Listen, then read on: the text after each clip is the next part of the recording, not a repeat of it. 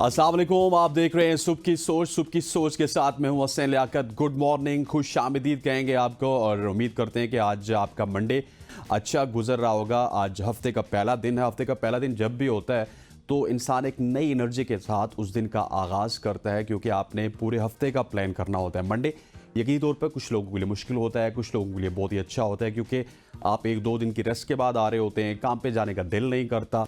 लेकिन हम यहाँ पे हाजिर हैं ताकि आपका जो दिन है उसको अच्छा गुजारा जा सके। आज के इस प्रोग्राम में हम डिफरेंट टॉपिक्स के ऊपर बात करेंगे और मुल्क में जो डिफरेंट इशूज़ चल रहे हैं पीआईए के हवाले से बात करेंगे, पीआईए के क्या इशूज़ चल रहे हैं, फिर पंजाब एयर के हवाले से बात करेंगे, फिर आगे चल के हम मुल्क की सियासत के हवाले से बात करेंगे और फिर उसके बाद हम अमेरिका के इलेक्शंस के हवाले से आपके साथ गपशप करेंगे, जहां पे इलेक्शन का दौरा है। कौन होगा वाइट हाउस का नया सरबरा, कैमला हैरिस या फिर डोनाल्ड ट्रंप दूसरी मरतबा अमेरिका के सदर बनेंगे, इस हवाले से बात होगी। फिर एक मैच चल रहा है इस वक्त पाकिस्तान और ऑस्ट्रेलिया के माबैन, उस हवाले से भी प्रोग्राम में जाके आपसे बात होगी। और उसके बाद आपका फेवरेट सेगमेंट है, हम सबका फेवरेट सेगमेंट है एस्ट्रोलॉजी, सितारों का हाल, वो भी आपको बताएंगे। लेकिन सबसे पहले हम आज आपको बताएंगे शॉर्ट स्टोरीज के हवाले से।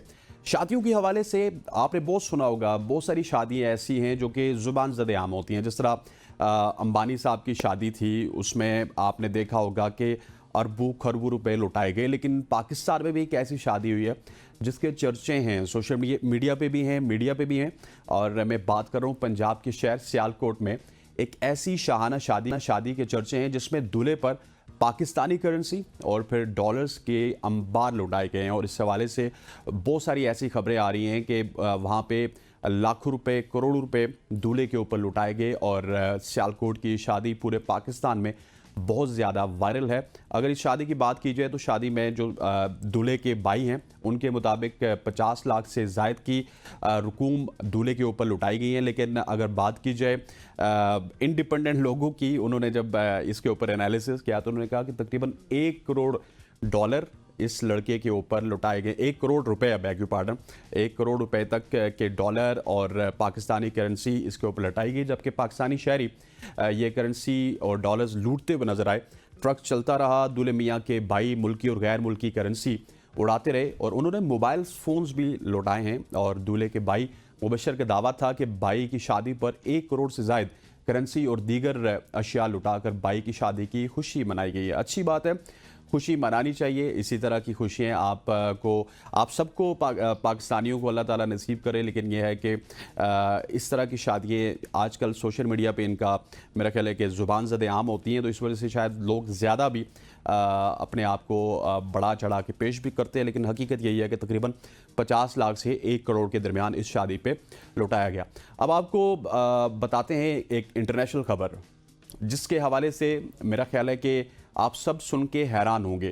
खबर है सऊदी अरबिया से, जहां पे आपने देखा होगा सऊदी अरबिया पाकिस्तानियों के लिए, मुसलमानों के लिए, जो मुस्लिम ममालिक हैं उनके लिए ख़ास अहमियत रखता है। वहां पे आप जाके उम्रा करते हैं, हज करते हैं। लेकिन आज की खबर के मुताबिक रात के वक्त सड़कों पर चहलकदमी करते वक्त हिफाजत के हवाले से सऊदी अरबिया आलमी सतह पर चौथे नंबर पर आ गया। जी हाँ, और गैलप के ताज़ा तरीन आलमी सर्वे के मुताबिक कुवैत, सऊदी अरब और मुत्तहिदा अरब अमारात के 3 अरब ममालिक ऐसे हैं जिनमें अक्सरियत लोगों से पूछा गया कि वो अपनी मकामी इलाकों में रात गए तक खुद को महफूज समझते हैं, महफूज रहते हैं। तो उन्होंने कहा कि हम महफूज भी रहते हैं। इस रिपोर्ट के मुताबिक तकरीबन 99% लोगों ने बताया कि रात को अपने शहरों में या फिर रिहायशी इलाकों में अकेले चलते हुए खुद को महफूज महसूस करते हैं। और ये बड़ी अच्छी खबर है, क्योंकि हमने देखा है पाकिस्तान में अगर देखा जाए तो रात को 10 बजे के बाद बाहर निकला जाए तो बहुत सारी एहतियाती तदाबीर इख्तियार की जाती हैं। कराची के हालात आपके सामने हैं, इस्लामाबाद जहाँ पे हम बैठे हैं यहाँ के हालात आपके सामने, लाहौर के हालात आपके सामने। यहाँ पे बहुत सारी मोबाइल स्नैचिंग्स होती हैं, बहुत सारे लोग डिफरेंट तरीक़ों के साथ आपको दबोचने की कोशिश करते हैं। लेकिन यूएई की बात की जाए, सऊदीया की बात की जाए, अरब ममालिक की बात की जाए या फिर वेस्टर्न वर्ल्ड की बात की जाए, तो वहाँ भी ये सारी चीज़ें बहुत ज़्यादा कम है। सो हमें भी इससे सीखना चाहिए। और बेसिकली ये कम इस वजह से होती है ख़वातीन व हज़रात कि वहाँ का कानून बहुत स्ट्रॉन्ग है।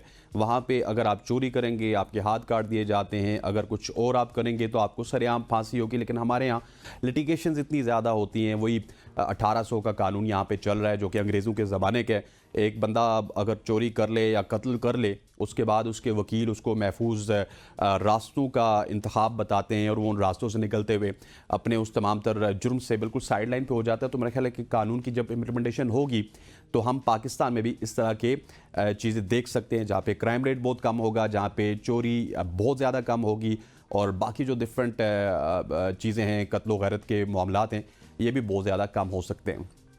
सऊदीया से आपको सीधा लिए चलते हैं अमेरिका में, और ये लैटिन अमेरिका की बात हो रही है जहाँ पे एक म्यूज़िक की क्लास जारी थी और एक म्यूज़िक टीचर ने एक 10 साला लड़की को म्यूज़िक क्लास से निकाल दिया और उसको क्या कहा, उसको कहा कि इसकी आवाज़ बकरी की तरह की लगती है। बकरी की आवाज़ से उसका मुआवजा किया गया और उसको क्लास से बाहर निकाल दिया गया। ये लड़की कौन है, ये सुन के आप लोग हैरान होंगे। ये ना सिर्फ लातीनी मौसीकी की मलका हैं बल्कि पूरी दुनिया में इनको आप शकीरा के नाम से पहचानते हैं। कोलंबियन गुलकारा और सॉन्ग राइटर जो कि 10 साल की उम्र में एक म्यूज़िक क्लास में मौजूद थी। उनको उनके टीचर ने कहा कि आपको मैं क्लास से निकाल रही हूँ, आपकी जो आवाज़ है वो बकरी से मिलती है। लेकिन उसके बाद उन्होंने हिम्मत नहीं आ रही, 10 साल शकीरा ने वहाँ से निकल के उन्होंने अपनी मेहनत जारी रखी और आज उनको आप शकीरा के नाम से जानते हैं। और ये मेरा ख्याल है कि मेरे लिए, आपके लिए, पूरे पाकिस्तान के लिए, पूरी दुनिया के लिए एक इंस्पायरिंग स्टोरी है कि आपको जब किसी जगह से निकाला जाता है तो आपने अपना दिल छोटा नहीं करना, बल्कि आपने मेहनत करनी है। मेहनत करके और ज़्यादा अपने पैशन के ऊपर वर्कआउट करना है और उसके बाद आपकी जो क्रिएटिविटी है वो पूरी दुनिया उसको पहचानना स्टार्ट कर देती है, जानना स्टार्ट कर देती है।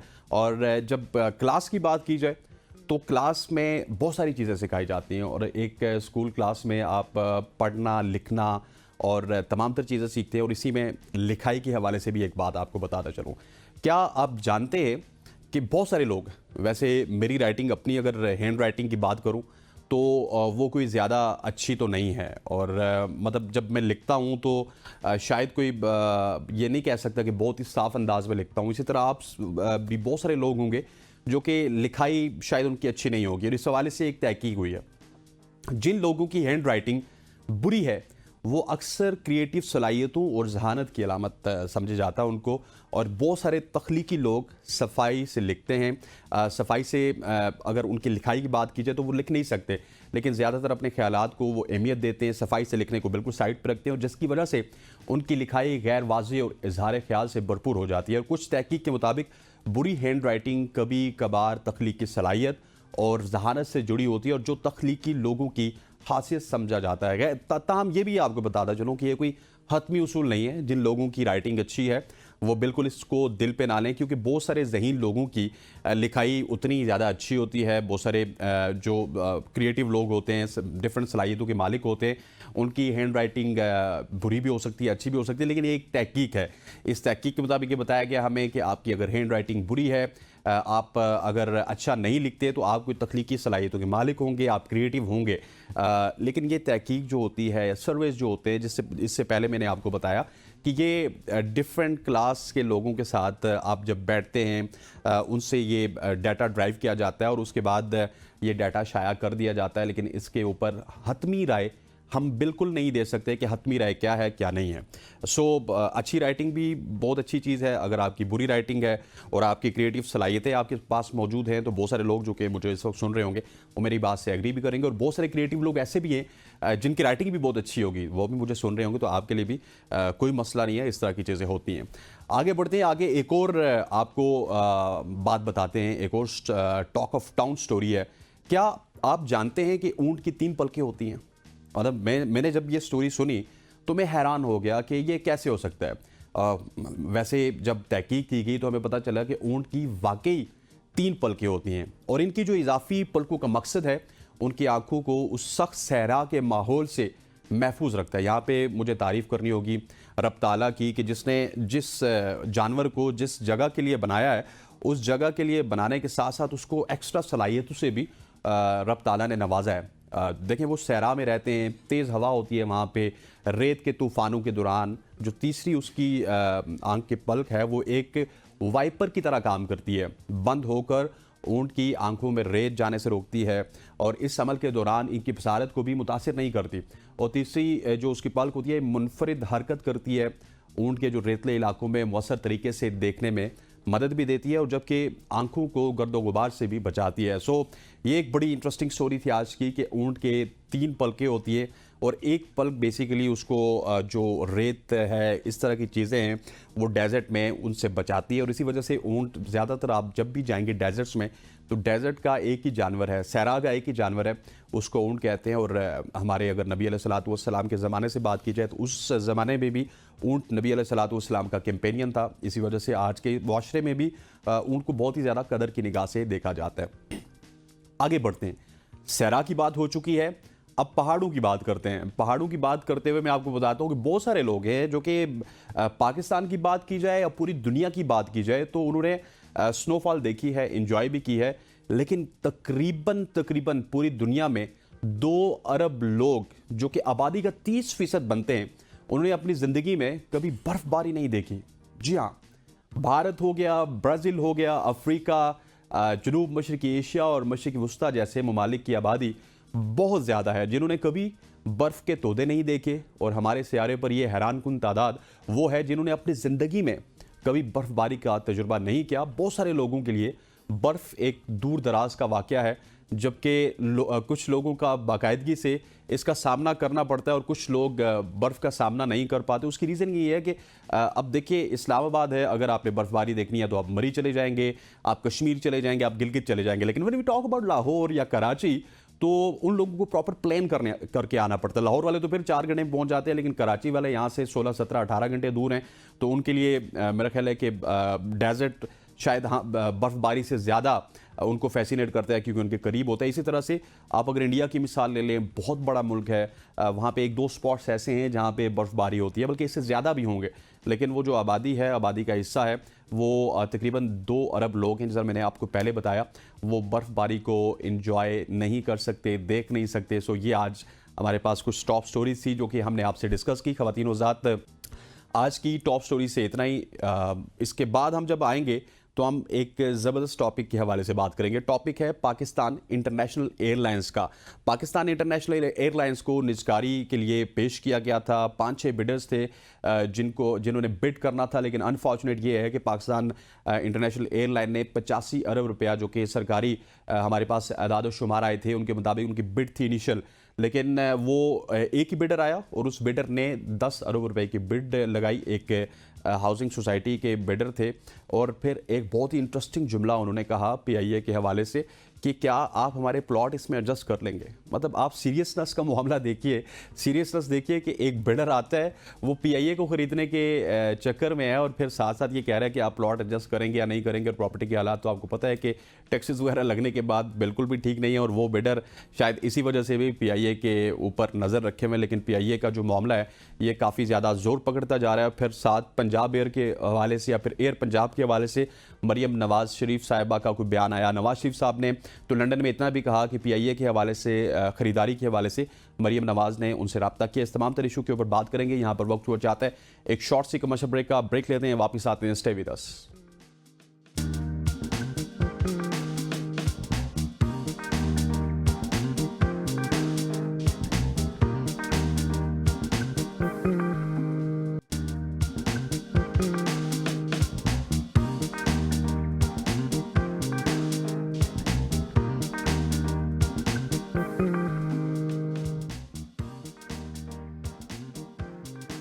Welcome back to show. अब हम बात करेंगे पाकिस्तान इंटरनेशनल एयरलाइन के हवाले से। जिस तरह मैंने आपको ब्रेक में जाने से पहले बताया था कि पीआईए का मामला अब तूल पकड़ता जा रहा है। काफ़ी अरसे से हम सुन रहे थे इसकी निजकारी होगी नहीं होगी।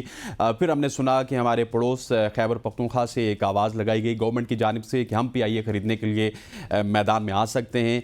और इस तरह की खबरें फिर हमें लंदन और अमेरिका से मिली, जहाँ पर मियाँ साहब हमें बताते हुए नज़र आए कि मैं मरियम से बात कर रहा हूँ, वो शायद पीआईए ख़रीद लें या फिर उसका नाम कोई पंजाब एयर रख लें, समथिंग लाइक दैट। अगर बात की जाए साबिक वज़ीर-ए-आज़म नवाज़ शरीफ की, तो साबिक वज़ीर-ए-आज़म नवाज़ शरीफ ने पंजाब हुकूमत ने उन्होंने पंजाब हुकूमत को हिदायत की है कि पंजाब एयर के नाम से ही नई एयरलाइन लॉन्च करने का फैसला कर लिया है। पंजाब के सीनियर सूबाई वजीर मरियम औरंगजेब ने कहा है कि पंजाब हुकूमत पीआईए को खरीदने के हवाले से बिल्कुल भी सीरियस नहीं है। उन्होंने इसकी तरदीद की है कि हम उसको नहीं खरीद रहे, लेकिन पंजाब हुकूमत के ज़राए के मुताबिक सूबाई हुकूमत ने निजी सरमायाकारों के ताउन से नई एयरलाइन पंजाब एयर लाने का फैसला किया है, जिसकी फिजिबिलिटी पर सूबाई हुकूमत जल्द काम शुरू कर देगी। इस तमाम तर इशू के ऊपर बात करेंगे और फिर जो निजकारी का मामला है ये बहुत ही इंपॉर्टेंट मामला है। निजकारी के मामले पे हमने इंटरनेशनल जो बिडर्स हैं उनके हवाले से अगर बात करता चलूँ तो 4-5 इंटरनेशनल बिडर्स थे, तकरीबन अगर 5 की बात की जाए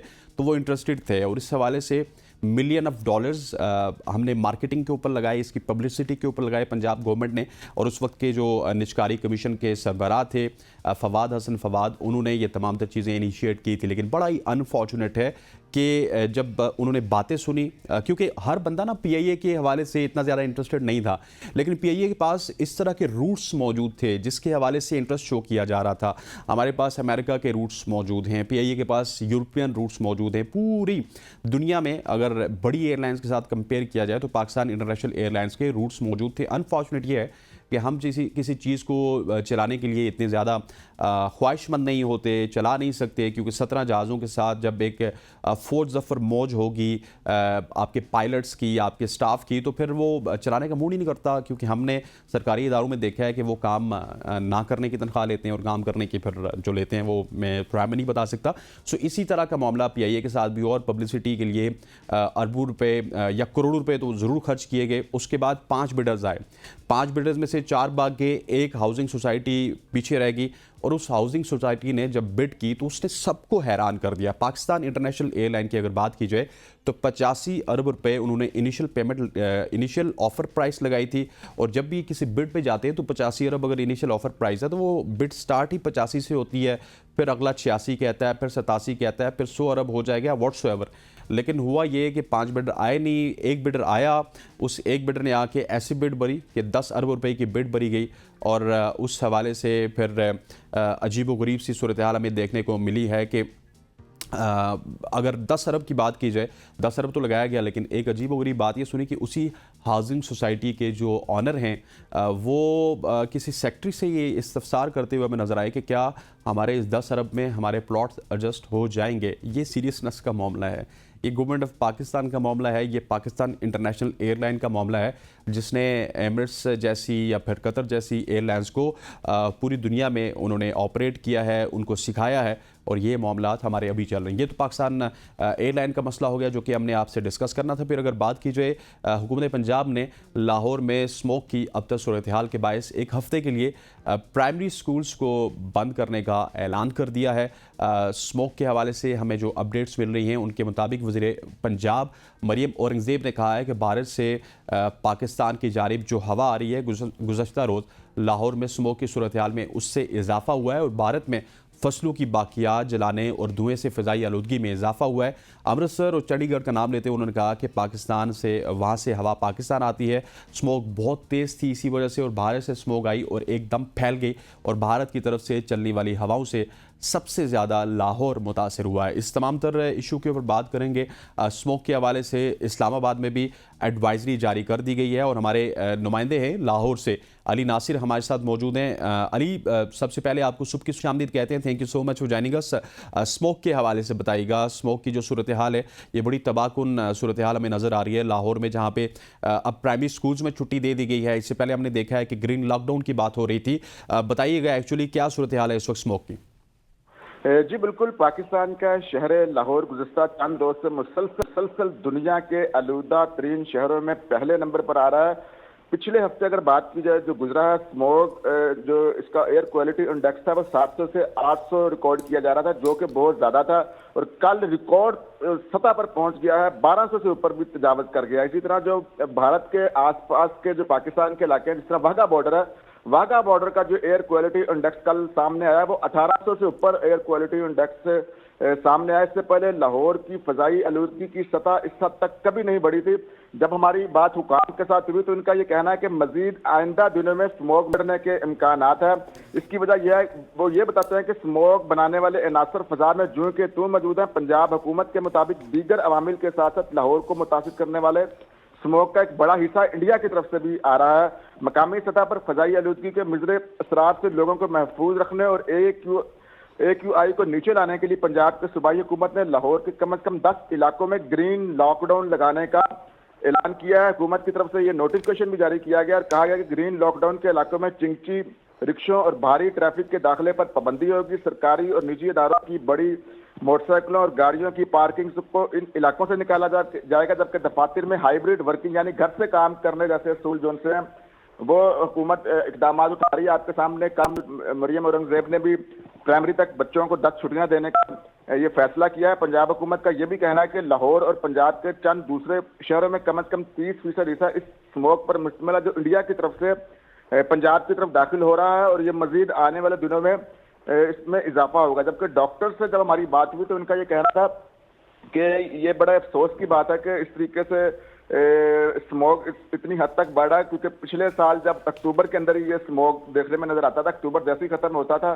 तो नवंबर दिसंबर में स्मोक हमें उस मिकदार में या वो फिजा जो थी वो इतनी आलूदा नहीं होती जो इस साल देखने में नजर आ रही है। आप अंदाजा करें 1200 से ऊपर तजाविज कर गया है, लोगों को सांस लेने में मुश्किलात का सामना करना पड़ा है। जो डॉक्टर्स हैं वो ये कहते हैं कि फेफड़ों का जो इन्फेक्शन है वो इस सीजन में बहुत ज्यादा होगा, क्योंकि फेफड़ों के इन्फेक्शन की वजह से कैंसर फैल सकता है। बच्चों को खासतौर पर घर से बाहर ना निकलने दें, घर की खिड़कियां दरवाजे वगैरह को बंद रखें ताकि इस मौजी मरज से बचा जा सके। बहाल हुकूमत ने मुझे ये बताइएगा कि स्मोक पहले भी हमने देखी थी, लेकिन इस दफ़ा स्मोक के हालात बहुत ज़्यादा हमें सवीर नज़र आ रहे हैं। उसकी वजह क्या है? और ये पहली दफ़ा हुआ है ऑनेस्टली स्पीकिंग कि हम इसका इल्ज़ाम भारत पे लगा रहे हैं कि अमृतसर से हवाएं आ रही हैं, चंडीगढ़ से आ रही हैं। क्या लाहौर के अंदर की जो फ़िज़ा है वो बहुत ज़्यादा अच्छी है कि हम सारी हवाएं वहाँ से रिसीव कर रहे हैं? जी बिल्कुल, आपने बड़ा अच्छा सवाल पूछा है। तो इसकी वजह सबसे ज्यादा यह है क्योंकि हुकूमत पिछले साल आप देखें कि मसनूई बारिशों का एक उन्होंने ऐलान किया था, वो चंद इलाकों के अंदर मसनूई बारिशें की गई थी।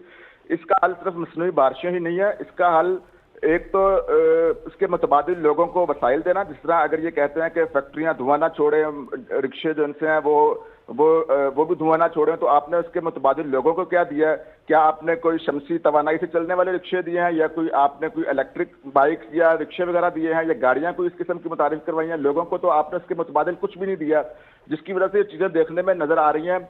और साथ अब ये मलबा भारत पर भी डाल देते हैं, ऐसी बात बिल्कुल भी नहीं है। पिछले साल तो इस तरह की कोई इन्होंने बात नहीं की कि ये हवाएं भारत की तरफ से आ रही हैं। पिछले साल भी स्मोक था, लेकिन जैसे जैसे वक्त गुजर रहा स्मोक इसलिए बढ़ रहा है क्योंकि ये लोगों को अंदर एक तो सही तरह अवेयरनेस नहीं बता रहे कि इसके नुकसानात क्या है, अगर आपने घर से बाहर निकलना है किस तरह निकलना है, क्या SOP रखनी चाहिए। और दूसरी वजह यह है कि लोगों को लेकिन लोगों को तो सर आप समझा सकते हैं, ठीक है एडवाइजरी जारी हो जाएगी, लॉकडाउन हो जाएगा, स्कूल्स में छुट्टियां हो जाएंगी, लेकिन अली ये बहुत अनफॉर्चुनेट नहीं है कि आपके जो अपनी चीज़ें हैं, लेट सपोज आपकी जो फैक्ट्रीज़ हैं, आपके लाहौर के करीब का जितना भी एरिया है, उसको आपने किस तरह से क्लियर करना है? हुकूमत इस हवाले से कोई इकदामात हमें करती हुई नज़र नहीं आ रही ना।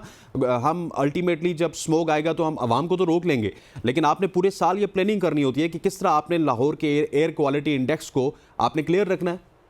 जी जी जी बिल्कुल बिल्कुल, आप बिल्कुल ठीक कह रहे हैं। हुकूमत, मैंने यही चीजें बताई थी ना कि हुकूमत को चाहिए कि आपने फॉर एग्जांपल एक तो फैक्ट्रियों का चलो धुआं ले लें, चलो ठीक है 2-3 महीने के लिए आप फैक्ट्रियां बंद कर दो, लोगों का रोजगार तो मुतासर हो जाएगा। लेकिन हुकूमत का ये कहना है कि हम ये जो रिक्शे हैं, ये जो बाइक्स धुआं छोड़ते हैं, जो शोर ज्यादा पैदा करते हैं, इसकी वजह से भी ये स्मोक जो सा पैदा हो रहा है। तो हुकूमत ने उसके मुतबादिल लोगों को क्या मुहैया किया है? और दूसरा ये भी है कि दरख्त ज्यादा से ज्यादा लगाए जाएं। क्या हुकूमत की जानिब से कोई ऐसी पॉलिसी मुतारिफ हुई है कि ज्यादा से ज्यादा दरख्त लगाने की कोई स्कीम हो ताकि स्मोक पर कंट्रोल किया जा सके? उल्टा दरख्त जो उनसे है वो काटे जा रहे हैं। ये लाहौर किसी जमाने में इसको बागों का शहर कहा जाता था, लेकिन अब यहाँ पर उस हिसाब से दरख्तों की कटाई हो रही है, लेकिन दरख्त वगैरह लगाए नहीं जा रहे।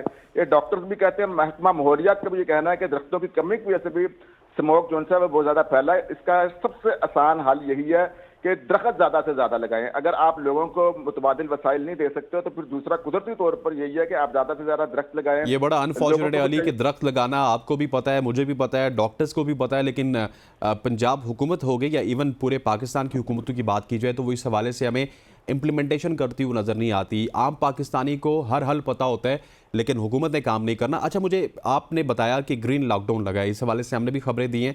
सो ग्रीन लॉकडाउन को आप किस तरह से ऑब्जर्व कर रहे हैं? क्या उसके ऊपर अमल हो रहा है या नहीं? अभी तक तो हम देख रहे हैं कि ग्रीन लॉकडाउन पर किसी किस्म का कोई अमल नहीं हो रहा। जो हुकूमत ने कहा था कि ग्रीन लॉकडाउन के दौरान जो चिंची रिक्शे भारी ट्रैफिक के दाखिले पर पाबंदी होगी, रात 10 बजे के बाद जो हैवी ट्रैफिक है वो शहर के अंदर दाखिल नहीं हो सकेगी। इस किस्म की एसओपी जारी किए थे, लेकिन अभी तक तो हमें कोई ऐसा नजर नहीं आता कि लोग भी उसको फॉलो कर रहे हो। तो ये सारी चीजें की वजह से भी स्मोक जो है वो फैल रहा है। बहरहाल कल जो स्मोक था वो रिकॉर्ड सतह पर बढ़ा है और ये पाकिस्तान की हिस्ट्री के अंदर, लाहौर के अंदर कभी भी स्मोक यहाँ तक नहीं पहुंचा कि 1700-1800 तक एयर क्वालिटी इंडेक्स चला जाए, और ये अलार्मिंग सिचुएशन है। अब यही हाल है कि एक तो प्राइमरी स्कूल में छुट्टियां दी गई हैं, साथ साथ हेल्थ इमरजेंसी की तरफ भी जाना होगा ताकि इसके लोगों के बारे में भी बताया जाए कि ये कितना खतरनाक है, और घरों के अंदर लोगों को रखा जाए, घरों बताया जाए कि इस स्मोक के दौरान आपकी खुराक क्या होनी चाहिए, आपने क्या खाना पीना, ताकि आप स्मोक के खिलाफ आपके अंदर कुव्वत मुदाफत पैदा हो, आप इसके साथ लड़ सकें। दूसरी जानिब महकमा मौसमियात ने भी वाज़ेह कह दिया कि अभी 10-15 दिन तो बारिशों का कोई इम्कान नहीं है। अब कुदरती तौर पर अगर बारिश होती है तो तभी स्मोक जो सा वक्ती तौर पर खत्म होगा, लेकिन फिर स्मोक फैल जाएगा। जिस तरीके से धुआं है, जो दीगर मसाइल है, इसकी वजह से अभी तक तो कोई भी अलार्मिंग कंडीशन है, और साथ साथ हुकूमत भी यही कह रही है कि आने वाले दिनों में स्मोक की जो एयर क्वालिटी इंडेक्स है। अच्छा अली, आपने बारिशों का जिक्र किया, ठीक कह रहे हैं आप। अभी तक 10-15 दिनों में हमें ऐसी कोई इतलात नहीं मिल रही कि बारिशें हों, लेकिन हमने आपसे ही बात की थी प्रोग्राम में आज से 2 हफ्ते पहले मसनूई बारिश के हवाले से। पंजाब हुकूमत कोई शायद सोच रही थी, उसके ऊपर अखराजात का तखमीना लगा रही थी। मसनूई बारिश कहाँ तक पहुँची? क्या मसनूई बारिश आपको होती हुई नज़र आ रही है, या फिर वो तमाम तर चीज़ें बस सिर्फ ज़ुबानी कलामी थी? जी बिल्कुल, हुकूमत ने सबसे पहला जो एक्शन लिया था वो यही था कि उन्होंने कहा था कि हम मसनूई बारिशें करेंगे। ये उसके बाद ग्रीन लॉकडाउन लगाने का उन्होंने ऐलान किया, लेकिन जब उन्होंने मसनूई बारिशों का ऐलान किया था तो उस वक्त कोई उन्होंने हतमी तारीख नहीं दी थी। तो अभी भी यही सूरत हाल है, मसनूई बारिशों के वाले से कोई हतमी तारीख नहीं दिया। अब वो भी पीछे चला गया, अब ग्रीन लॉकडाउन के ऊपर आ गए हैं, और अभी ये भी कंफर्म नहीं है कि मसनूई बारिशें कब होंगी और लाहौर के किन किन इलाकों में होंगी। पिछले साल भी हमने देखा था इसके ऊपर कैसा काफी पैसा तो लग गया था, लेकिन सिर्फ लाहौर के चंद इलाकों के अंदर ही मसनूई बारिशें की गई थी। पूरे लाहौर के अंदर तो हुकूमत के पास कोई ऐसे वसाइल नहीं है और ना ही इतना बजट है कि वो पूरे लाहौर के अंदर मसनूई बारिशें करें। तो ये सारी सूरत हाल है, क्योंकि अब देखना यह है कि हुकूमत कैसे इस चैलेंज को देखती है। अच्छा, लास्टली मुझे बताइएगा, मैं अली आपसे आखिरी सवाल करूंगा कि बीमारियों के हवाले से आपने बताया था बहुत सारी बीमारियां ऐसी हैं जो कि स्मोक की वजह से लगती हैं। अब क्या वो हॉस्पिटल्स की भी आपने रूटीन चेक की होगी? हॉस्पिटल्स में भी बहुत सारे मरीज इस तरह जाते हैं, तो बीमारियों में भी इजाफा हो रहा है इस स्मोक के बाद? जी बिल्कुल, स्मोक की वजह से बहुत बीमारियां बढ़ रही है। एक तो मैंने आपको बताया कि गले का इन्फेक्शन, नज़ला जुकाम और फेफड़ों का इन्फेक्शन भी है, और खासतौर पर डॉक्टर्स ये बताते हैं कि स्मोक जो दमे के मरीज हैं और खासतौर पर जो बच्चे हैं वो हॉस्पिटल्स के अंदर एडमिट हुए हैं और बाकायदा वो वेंटिलेटर के ऊपर हैं। कई अमवात भी हो चुकी हैं स्मोक की वजह से, लेकिन कुछ चीजें सामने नहीं आ रही। जो बंदा दमे का मरीज है उसके लिए स्मोक इंतहाई खतरनाक है। फिर डॉक्टर्स ये भी बताते हैं कि इससे पहले ये चीजें अवेयरनेस नहीं दी गई थी। डॉक्टर्स अब ये बताते हैं कि ये एक स्मोक के जरिए ऐसा कैंसर फेफड़ों का लगता है जो लाइलाज है, उसका कोई इलाज नहीं है, और ये उस वक्त पता लगता है जब ये आपके फेफड़ों के अंदर ये मर्ज बढ़ चुका होता है। तो इसका हल यही है कि आपने अपने मुंह पर मास्क लाजमी पहनना है। मुंह पर मास्क नहीं पहनेंगे तो समझे आप मौत को दावत दे रहे हो। तो ये चीजें जो अस्पतालों के अंदर भी चीजें नजर आ रही हैं। डॉक्टर्स कह रहे हैं कि हेल्थ इमरजेंसी लगनी चाहिए। कई बात जो कह रहे हैं हो चुकी हैं स्मोक की वजह से। खासतौर पर जो बच्चे हैं, जो दमे के मरीज हैं, उनके लिए स्मोक इंतहाई नुकसानदेह है, इंतहाई ठीक हो गया अली, खतरनाक है। बहुत शुक्रिया। बच्चों के लिए स्मोक बहुत ही ज़्यादा नुकसान से हवाले से बहुत सारी एडवाइजरीज जारी की गई हैं और आपको केयर करनी चाहिए। और जिस तरह अली ने अपने जवाब में कहा कि आपको मास्क ज़रूर पहनना है। लाहौर से जितने भी दोस्त हमें सुन रहे हैं, जितने भी भाई बुजुर्ग हमें सुन रहे हैं, आपने अपनी केयर खुद करनी है। गवर्नमेंट के हालात तो आपके सामने, गवर्नमेंट यहाँ पे गर्मियाँ आती हैं तो बिजली महंगी हो जाती है, थोड़ा सा गर्मियों से छुटकारा मिलता है, डेंगू आ जाता है, डेंगू के बाद यहाँ पे अब स्मोक आ जाती है और फिर सैलाबी सूरत हाल तो आपके सामने है। सो इसमें आपने अपनी जो हिफाजत है वो खुद करनी है। ख़वातीन हज़रात, यहाँ पर वक्त हुआ चाहता है एक शॉर्ट सी कमर्शियल ब्रेक का। ब्रेक से वापस आएंगे तो हम मुल्क की सियासत के हवाले से बात करेंगे। स्टे विद अस।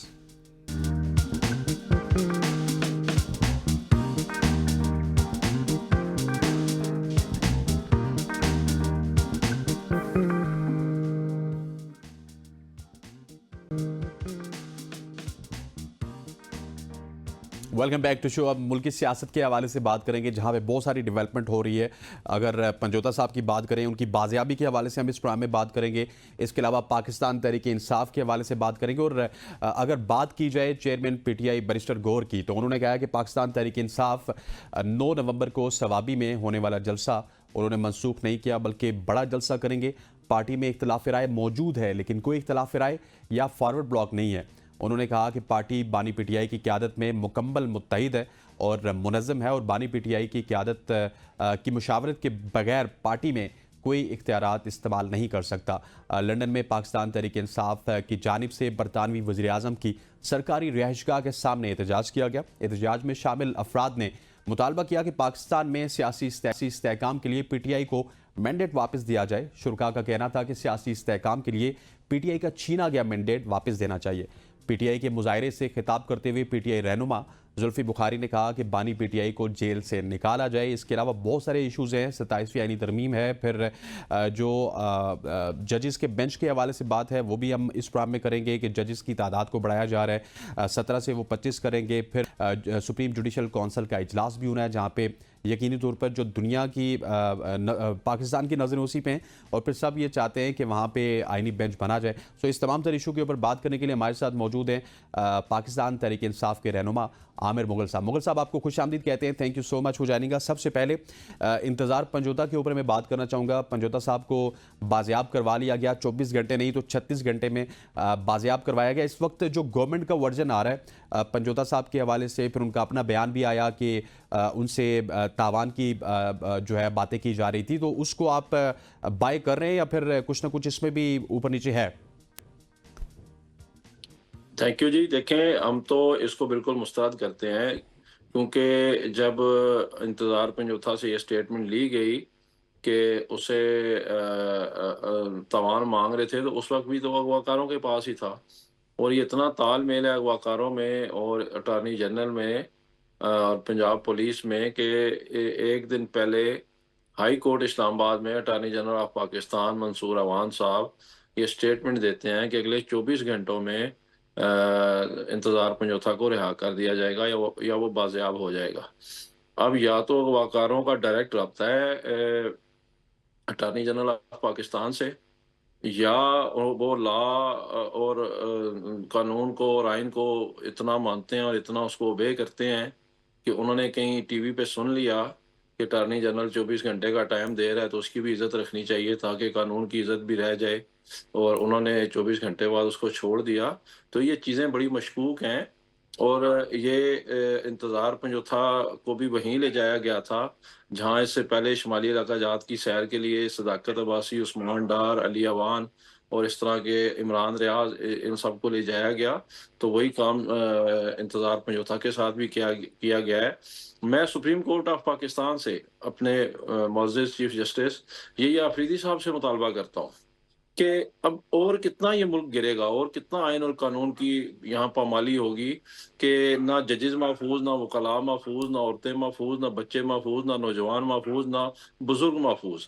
6 जजेस ने खत में क्या लिखा था हाई कोर्ट इस्लामाबाद के जजेस ने, पेशावर हाई कोर्ट के जजेस ने क्या लिखा था कि जब हम एस्टेब्लिशमेंट की बात ना माने तो हमें टीटीपी के नंबरों से धमकियां आती हैं। तो सरगोदा के जज गुलाम अब्बास ने क्या लिखा था कि जब मैं एस्टेब्लिशमेंट की मर्जी के मुताबिक तहरीक इंसाफ के 9 मई के केस में फैसला नहीं दे रहा था, तो उसके मुलाजम को उठाया गया, उसके फायरिंग की गई, उसका बिजली काट दी गई। तो ये सब कुछ पूरे पाकिस्तान में बल्कि पूरी दुनिया देख रही है। तो मेरी चीफ जस्टिस से ये अपील है कि ये आपके आने के बाद ये बहुत बड़ा केस है, इसी से पता चलेगा कि आप काजी फाइज ईसा की लेगेसी को लेके चलते हैं या फिर एक आज़ाद मंश जज की तरह जो मुल्क में जुल्म और सितम किया जा रहा है, जो आइन और कानून को पामाल किया जा रहा है, इसके खिलाफ आवाज़ बुलंद करते हैं। तो इस वक्त 25 करोड़ की जो नज़रें हैं वो यही आफरीदी साहब पे हैं। हम तहरीक इंसाफ को इस अगवा को और इसके बारे में जो मौक़िफ़ पेश किया गया पंजाब पुलिस का, इसको मुस्तरद करती है और मुतालबा करती है कि इस पर एक जुडिशल कमीशन बनाया जाए। मुगल साहब, आप तो इसको हक़ाइक़ मुस्तरद भी कौम के कर रहे सामने हैं, लाएं। जुडिशल कमीशन की बात कर रहे हैं, चीफ जस्टिस से भी आप अपील कर रहे हैं, लेकिन इसमें 2 पॉइंट्स हैं। एक तो आपने अटॉर्नी जनरल की बात की, उन्होंने कहा कि मैं तो क्लाइंट की भी आप पे बात करता हूँ।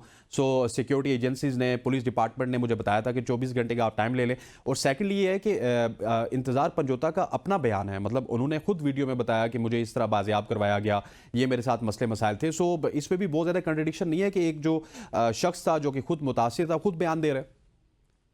देखें, जिस वक्त आप कोई बंदा आपके पास अगवा हो और आपकी कस्टडी में हो, आप उससे कोई भी बयान दिलवा सकते हैं। यही तो हमारा मौक़िफ़ है। उस वक्त भी तो उन्हीं के पास ही था ना। हम ये समझते हैं कि ये सारा टोपी ड्रामा किया गया है और पंजाब पुलिस इसमें मुलविस है, और तहकीकात का आगाज ही पंजाब पुलिस से होना चाहिए, जहाँ से इंतजार पंजोथा बरामद हुआ है। उन पुलिस वालों से तहकीकात होनी चाहिए कि आपके पास कहाँ से आया इंतजार पंजोथा, कहाँ से मिला, और उस ड्रामे में इतने फ्लॉ हैं, वो आपके सामने है। वो उससे पूछता है उसका आपका नाम क्या है, वो बोलता है इंतजार, ही आगे से उसका पूरा नाम लेता है, इंतजार हुसैन। या तो ये इसको पहले ही पहचानता होता तो कहता हाँ जी इंतजार भाई आप खैरियत से हैं, उससे पूछ रहे आप कौन है, आपका नाम क्या है। फिर आपने देखा उसके हाथ और पांव में जो रस्सियां बंधी थी, वो बिल्कुल फिल्मों की तरह बिल्कुल हल्की सी बंधी हुई थी, जिस तरह को टाइट बांधते होते हैं किसी को, मुगबी को कि वो भाग ना सके, उस तरह भी नहीं बंधी हुई थी। और फिर उसके बाद आपने देखा कि वो जो एसएचओ है उसका भी 2-3 दिन पहले वहां पे हसन अब्दाल में तबादला किया गया है। तो ये बहुत सारी चीजें हैं जो कि और सबसे बड़ी बात अटॉर्नी जनरल, अब आपने कहा उसने सिक्योरिटी एजेंसीज पे डाल दिया, तो इसका मतलब है उसने तो फिर बता दिया कि किन के पास था ये। वो कह रहा है कि उसे सिक्योरिटी एजेंसीज ने कहा था कि 24 घंटे में वो आ जाएगा, तो फिर इसका मतलब है कि अटॉर्नी जनरल ऑफ पाकिस्तान को वो बताना चाहिए कि कौन सी सिक्योरिटी एजेंसी के कौन से हेड ने उसे बोला था कि वो 24 घंटे में आ जाएंगे, फिर वही जिम्मेदार है उसके अगवा के। ये किस तरह मुमकिन है कि एक बंदा 23 दिन से अगवा है और जिस दिन आके अटॉर्नी जनरल बोले कि कल तक वो आ जाएगा और उसी दिन वो अगले दिन वो आ भी जाता है। तो ये सारी फैब्रिकेटेड स्टोरी है। तरीके साहब इसको मुस्तरद करती है। इस पे एक जुडिशल कमीशन बनाया जाए ताकि ये सिलसिला बंद होना चाहिए, ये ठीक। सिलसिला रुकना चाहिए। कितने लोगों को हम अगवा करेंगे? हमने कोई तबका छोड़ा है जिसको अगवा ना किया हो? बिल्कुल sir, fair enough, got your point. जजों थोड़ा को सा हम तंग कर रहे हैं, मुकर्रा को हम तंग कर रहे हैं, कोई तबका इस वक्त बचा नहीं है। पाकिस्तान में कोई आईन और कानून नहीं है। पाकिस्तान में इस वक्त जंगल का कानून नाफिज है। ठीक हो गया, जंगल का कानून है आपके मुताबिक। और थोड़ा सा मैं बात करना चाहता हूँ मुगल साहब, जलसे के हवाले से 9 नवंबर का जो जलसा है, वो कुछ खबरें ये आ रही थी कैंसिल किया गया। अब बैरिस्टर साहब कह रहे हैं नहीं कैंसिल किया गया, एक बड़ा जलसा करेंगे। और उसके बाद एहतजाज के हवाले से उन्होंने कहा एक वहीं पे हम एहतजाज की कॉल देंगे, और इस दफ़ा का जो एहतजाज है ये एक मुनफरिद एहतजाज होगा। सो बताइएगा पाकिस्तान तहरीक इंसाफ की स्ट्रेटजी क्या है, क्योंकि आप पाकिस्तान तहरीक इंसाफ के साथ इस वक्त भी एज ए एक्टिव उनके रहनुमा हर जलसे में नज़र आते हैं, हर धरने में नज़र आते हैं, हर एहतजाज में नज़र आते हैं। देखें जी, बिल्कुल बैरिस्टर गौहर साहब ने जो ऐलान किया है 9 नवंबर को हम सारे इंशाल्लाह स्वाबी में इकट्ठे हो रहे हैं और वहां पे हम एक लाया अमल देंगे। हम बताएंगे कि हमारे मुतालबात क्या हैं, और अगर हमारे मुतालबात पूरे ना किए गए तो हम एक इस पे बड़ी कॉल देंगे, एक बड़ा फैसला करेंगे। तो मैं पूरे पाकिस्तान की आवाम को ये दावत देता हूँ कि 9 नवंबर को आप स्वाबी आएँ और ये साबित करें कि पूरा पाकिस्तान तहरीक इंसाफ के साथ खड़ा है, आइन और कानून के साथ खड़ा है, अदलिया की आज़ादी के साथ खड़ा है, जो हमारा मैंडेट लूटा गया था उसके खिलाफ खड़ा है, इमरान खान की रिहाई के लिए खड़ा है और पाकिस्तान को आगे ले जाने के लिए खड़ा है। 9 नवंबर 2024 स्वाबी में इंशाल्लाह तहरीक इंसाफ एक बड़ा इज्तिमा करने जा रही है। अच्छा मुगल साहब, क्या वजह है, मतलब ठीक है आपके एहतजाज होते हैं, आपने इस्लामाबाद वाला एहतजाज भी किया, लेकिन एक ड्रॉप सीन हो जाता है। क्या आप समझते नहीं है कि कहीं ना कहीं पाकिस्तान तहरीक इंसाफ का जो कारकुन है उसके बैक एंड पे ये भी चल रहा है कि ये जलसे के लिए बुलाते हैं, एहतजाज के लिए बुलाते हैं, लेकिन बाद में केपी हाउस से पता नहीं उनके सीएम कहाँ पे गायब हो जाते हैं, लीड करने वाले कहाँ पे गायब हो जाते हैं? देखिए, मैं तो पहले भी कितनी दफ़ा ऑन रिकॉर्ड ये बात कह चुका हूँ कि अली अमीन गंडापुर को वहाँ डी चौक से नहीं जाना चाहिए था केपी हाउस में, ये उनकी गलती है। लेकिन बहरहाल अली अमीन को जो असाइनमेंट मिली थी इमरान खान की तरफ से या पार्टी की तरफ से कि उसने डी चौक पहुंचना है, वो असाइनमेंट उन्होंने पूरी की और जो आग का दरिया अबूर करके वो आए, जो रास्ते में जिस तरीके से उन पे जुल्म किया गया, खंदकें खोदी गई, उन पे शेलिंग हज़ारों शेल बरसाए गए, उनके रास्ते में कीलें बिछाई गईं और बुलेट फायर किए गए। उसके बावजूद वो पूरी स्टेट की मशीनरी इस्तेमाल की गई उनके खिलाफ। उसके बावजूद वो जिस जुर्रत और दिलेरी से पहुंचे वहाँ पे डी चौक में अपनी कमिटमेंट पूरी की, इसमें तो कोई शक नहीं है। हाँ, ये उनकी गलती थी, उनको नहीं जाना चाहिए था वहां से केपी हाउस, उन्हें डी चौक बैठना चाहिए था, चाहे 1 घंटा बैठते, लेकिन आप ये उनकी कारकुनान गलती से कह रहे हैं, खिताब लेकिन कल एक करते। इंटरव्यू में उन्होंने कहा है कि मुझे तो खान साहब ने बहुत ज़्यादा अप्रिशिएट किया कि आपने जितने भी एहतजाजों को लीड किया है वो बड़े सक्सेसफुल थे। तो मैं भी यही कह रहा हूँ, उन्होंने बड़ी कामयाबी से लीड किया है। जो उनको असाइनमेंट दी थी पार्टी ने या इमरान खान ने, वो उन्होंने मुकम्मल की है, पूरी की है। डी चौक तक ही पहुंचना था उन्होंने, थोड़ी देर वहां उन्हें रुक जाते, अगर घंटा आधा कारकुनान से खिताब करते, उसके बाद चले जाते। जो उसके बाद उनके साथ मिसहैप हुआ है, जो जुल्म हुआ है, जो केपी हाउस पे हमला हुआ है, जो आइन और कानून की धज्जियां बिखेरी गई हैं, जो केपी हाउस को दूसरे लफ्ज़ों में फतह किया गया बंदूक की नोक पे, तो ये तो एक पाकिस्तान के खिलाफ या सूबाइयत की नफरत या तासुब फैलाने की एक बहुत बड़ी साजिश है कि आप वफाक ने सूबाई जो केपी के हाउस है उस पर हमला किया, दरवाजे तोड़े, वहाँ से लोगों को उठा के ले गए, लोगों को जख्मी किया। तो ये तो एक पाकिस्तान के खिलाफ साजिश है, एक जंग करने की कोशिश है, जिसे तहरीक इंसाफ आज तक नाकाम बनाती आ रही है। अच्छा मुगल साहब, बहुत सारे हलके ये भी कह रहे हैं, स्पेशली हमें हुकूमती हलकों से ये सुनने को मिल रहा है कि बुशरा बीबी की रिहाई के बाद पाकिस्तान तहरीक इंसाफ की कोई बैकडोर पे मुज़ाकरात चल रहे हैं, कोई डील चल रही है, और इसी वजह से आपकी पार्टी में भी एक स्प्लिट नज़र आ रहा है। कुछ कह रहे हैं धरना होगा, कुछ कह रहे हैं 3-4 लाख बंदा इकट्ठा आपने करना होगा। सो ये स्प्लिट इसी वजह से है? देखिए, मैं आपको एक बात बताऊं, अगर तहरीक इंसाफ की डील हो रही होती तो कुछ चीजें हैं ना, वो मैं आपके सामने, क्या जी। इंतजार में जो था कि का ये हशर किया जाता। वो कोई आम वकील तो नहीं है, इमरान खान का वकील है और इमरान खान का नुमाइंदा है, फोकल पर्सन है इमरान खान का। अगर तहरीक इंसाफ की डील हो रही होती तो क्या FIA बुशरा बीबी की जमानत के खिलाफ सुप्रीम कोर्ट में अपील दायर करती? अगर डील हो रही होती तो जो इमरान खान के साथ सलूक करवा रखा जा रहा है, गैर इंसानी सलूक, 5-5 दिन बिजली बंद की जाती है, उनको खाना अच्छा नहीं दिया जाता, डॉक्टर्स को उन तक एक्सेस नहीं दी जाती, उनकी जो पॉलिटिकल कमेटी है उनको एक्सेस नहीं दी जा रही, उनको अखबार नहीं दिया जा रहा, उनको टीवी नहीं देखने दिया जा रहा। तो ये सारी डील की निशानियां नहीं है, ये तो इस सारी इंडिकेट करती हैं कि डील नहीं हो रही, इमरान खान नहीं मान रहा, वो पूरे सिस्टम पे, पूरे निज़ाम पे भारी पड़ चुका है। और अगर हम सादा से अल्फाज में कहें तो इमरान खान इस वक्त सिस्टम का बाप बन चुका है। सिस्टम का बाप वो बन चुका है। डील नहीं करेगा, हाँ हाँ। वो जब भी आएगा अवामी जोर पे बाहर आएगा। अच्छा मुगल साहब, आप क्या समझते हैं, आपकी ज़ाती राय क्या है? मतलब आपको पता है यहाँ पे 10,000 लोग भी आ जाएं तो जब कुछ हल्के आपके साथ होंगे तो वो जलसा, धरना, एहतजाज सब कामयाब हो जाता है। लेकिन अगर लाने को आप 4 लाख भी ले आएँ, लेकिन कुछ हल्के अगर आपके साथ नहीं तो कामयाब नहीं होते। डेट्स हमारी ही हिस्ट्री है, हमारी ही तारीख है, यही बताती है हमें। देखें जी, मैं एक बात आपको बताऊं, बल्कि अच्छा हुआ आपने ये सवाल पूछा, मैं आपके जरिए कौम से मुखातिब हूँ। देखिए, हमारे पास दो रास्ते हैं, हम मार खाते रहें, इसी तरह गलते रहें, सड़ते रहें, और हमारे बीवी बच्चों के साथ, वकला के साथ, हमारे जजेस के साथ, हमारे माँ बहनों के साथ, सोसाइटी के साथ जुल्म होता रहे, अगवा किया जाता रहे, इनकी आवाज़ बंद की जाती रहे। दूसरा रास्ता यह है कि हम इसके खिलाफ उठ खड़े हों। हमें कोई मसल्ह जदोजहद की जरूरत नहीं है, हमने पुरअमन मुजाहरा करना है, हमने अपनी ताकत दिखानी है। 25 करोड़ का मुल्क है, अगर 1% भी निकल आए और वो बनता है 25 लाख, मैं कहता हूँ आधा परसेंट भी निकल आए वो बनता है 12.5 लाख, मैं कहता हूँ हम क्वार्टर भी निकल आए 1% का, वो बनता है 6.25 लाख। अगर हम इस 25 करोड़ आबादी के 1% का भी क्वार्टर निकल आए, यानी कि उसका भी हम चौथा हिस्सा निकल आए, 6.25 लाख भी, तो ये काफी है इस मुल्क में तब्दीली लेके आने के लिए।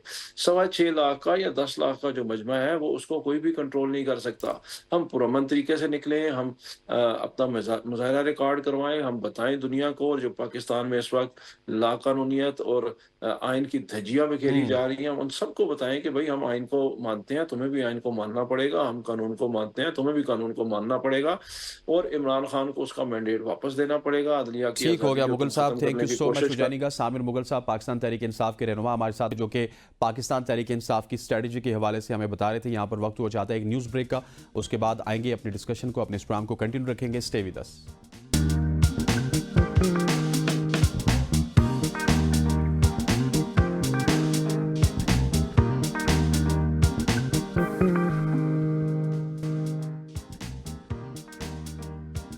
वेलकम बैक टू सुबह की सोच। अब अमेरिकन इलेक्शन की बात करेंगे और आपसे ये डिस्कस करेंगे इस सेगमेंट में कि वाइट हाउस पर आइंदा 5 साल कौन राज करेगा, क्या कमला हैरिस या फिर डोनाल्ड ट्रंप, किसका राज होगा। और अमेरिका में सदारती इंतखाबात की मुहिम आखिरी हफ्ते में दाखिल हो चुकी है।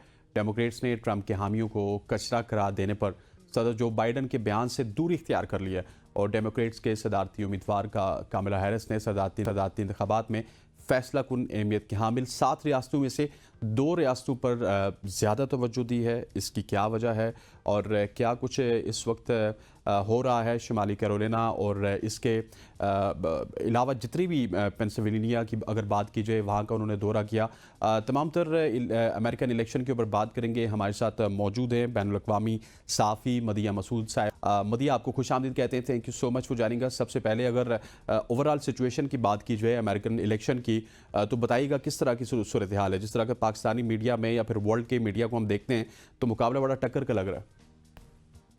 जी हाँ, जब तक अर्ली वोटिंग थी एज़ एवरीबॉडी नो कि वो नवंबर 1 थी और नवंबर 5 फाइनल वोटिंग डे होगा और उसके बाद लेट इवनिंग तक रिजल्ट्स आना शुरू हो जाएंगे। नेक टू नेक मुकाबला था अर्ली वोटिंग में 49 कभी 51 51 59 डेमोक्रेट्स और रिपब्लिकन के दरमियान।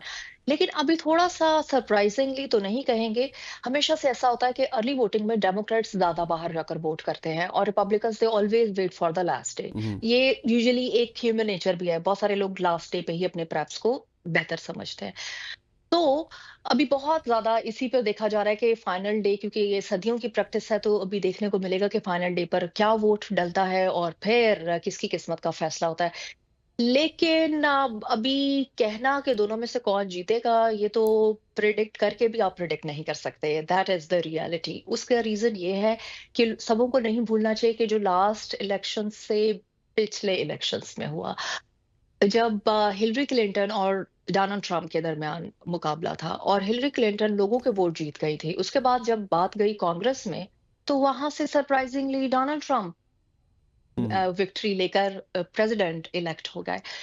तो ये सिचुएशन अब भी हो सकती है, but what I am saying और what I am making a definition and I am asking every second person जो कि नोटिस करना चाहिए, द थिंग इज कि क्या अमेरिका तैयार है एक औरत को क्राउन पहनाने के लिए, which I believe US is not। क्योंकि ये इसी तरह के ड्रामे की प्रैक्टिस हिलरी क्लिंटन के टाइम पर भी कराई गई। लोगों को होप दी गई कि women is everything, but no, ground reality is something else। हाँ, राइट्स में women is on top position in the US, लेकिन अभी भी डोनाल्ड ट्रंप और कमाला हैरिस के दरमियान यही। Kamala Harris, to be honest, she is a weak candidate in front of Donald Trump. बहुत सारे लोग इस पे कहेंगे कि what I am saying, disagree कर सकते हैं सब, बट बीइंग अ जर्नलिस्ट और रिसर्च करने के बाद, बहुत सारे लोगों से बात करने के बाद, हाँ, I can draw this picture कि she is a weak candidate. और क्योंकि जितने भी उन्होंने अभी इंटरव्यूज दिए हैं और जो उन्होंने ट्रंप के साथ 2 बार डिबेट की है, उसमें वो कोई सैटिस्फैक्टरी आंसर नहीं दे पाई।